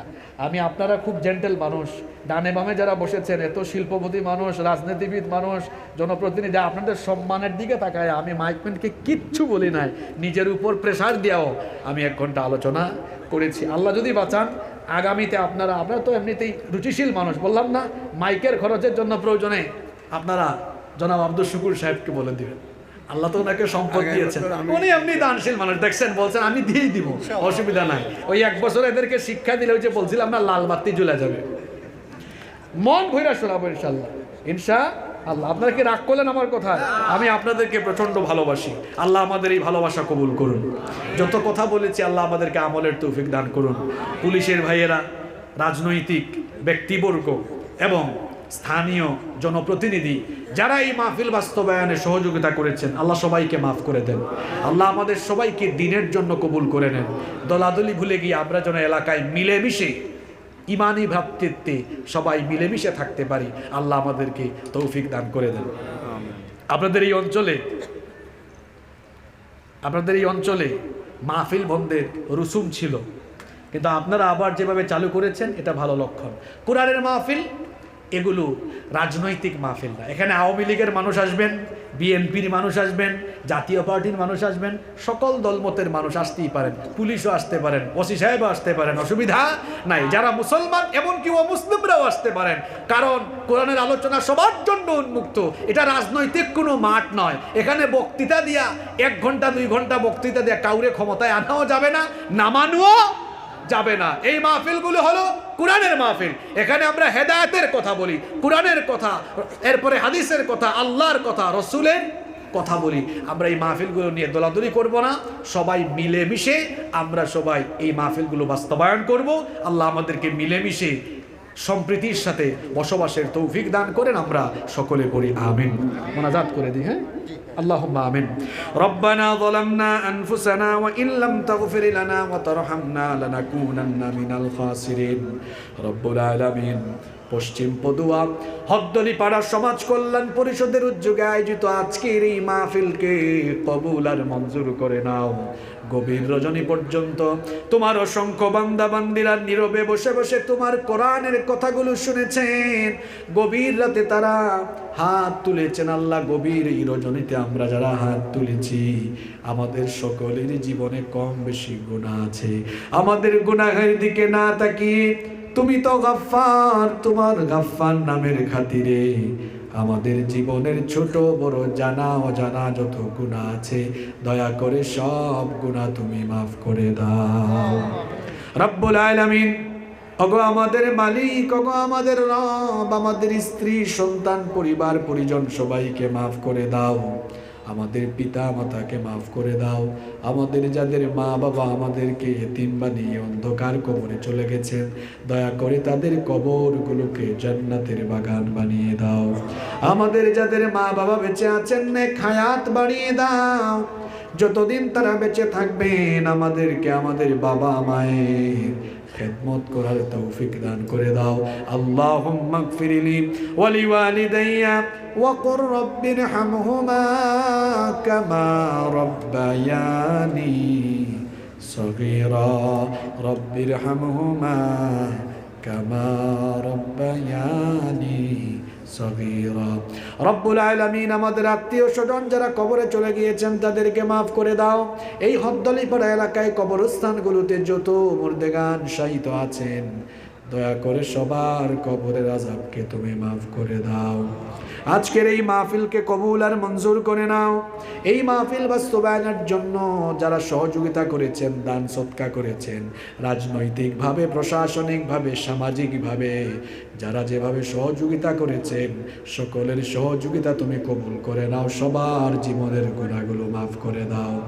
রব্বুল আলামিন আমাদের মধ্যে যারা অসুস্থ তাদেরকে শিফা দান করে দাও। ব্যবসায়ী ভাইদের ব্যবসার মধ্যে বরকত দিয়ে দাও। আজকের মাহফিলে যত অতিথিবৃন্দ ছিলেন সবাইকে মাফ করে দাও। আমাদের সবাইকে তুমি দ্বীনের জন্য কবুল করে নাও। সাল্লাল্লাহু তাআলা আলা খায়রি খালকিহি মুহাম্মাদিন ওয়া আলিহি ওয়া আসহাবিহি আজমাইন বিরহমাতিকা ইয়া আরহামার রাহিমিন। আমিন। আসসালামু আলাইকুম ওয়া রাহমাতুল্লাহি ওয়া বারাকাতুহু।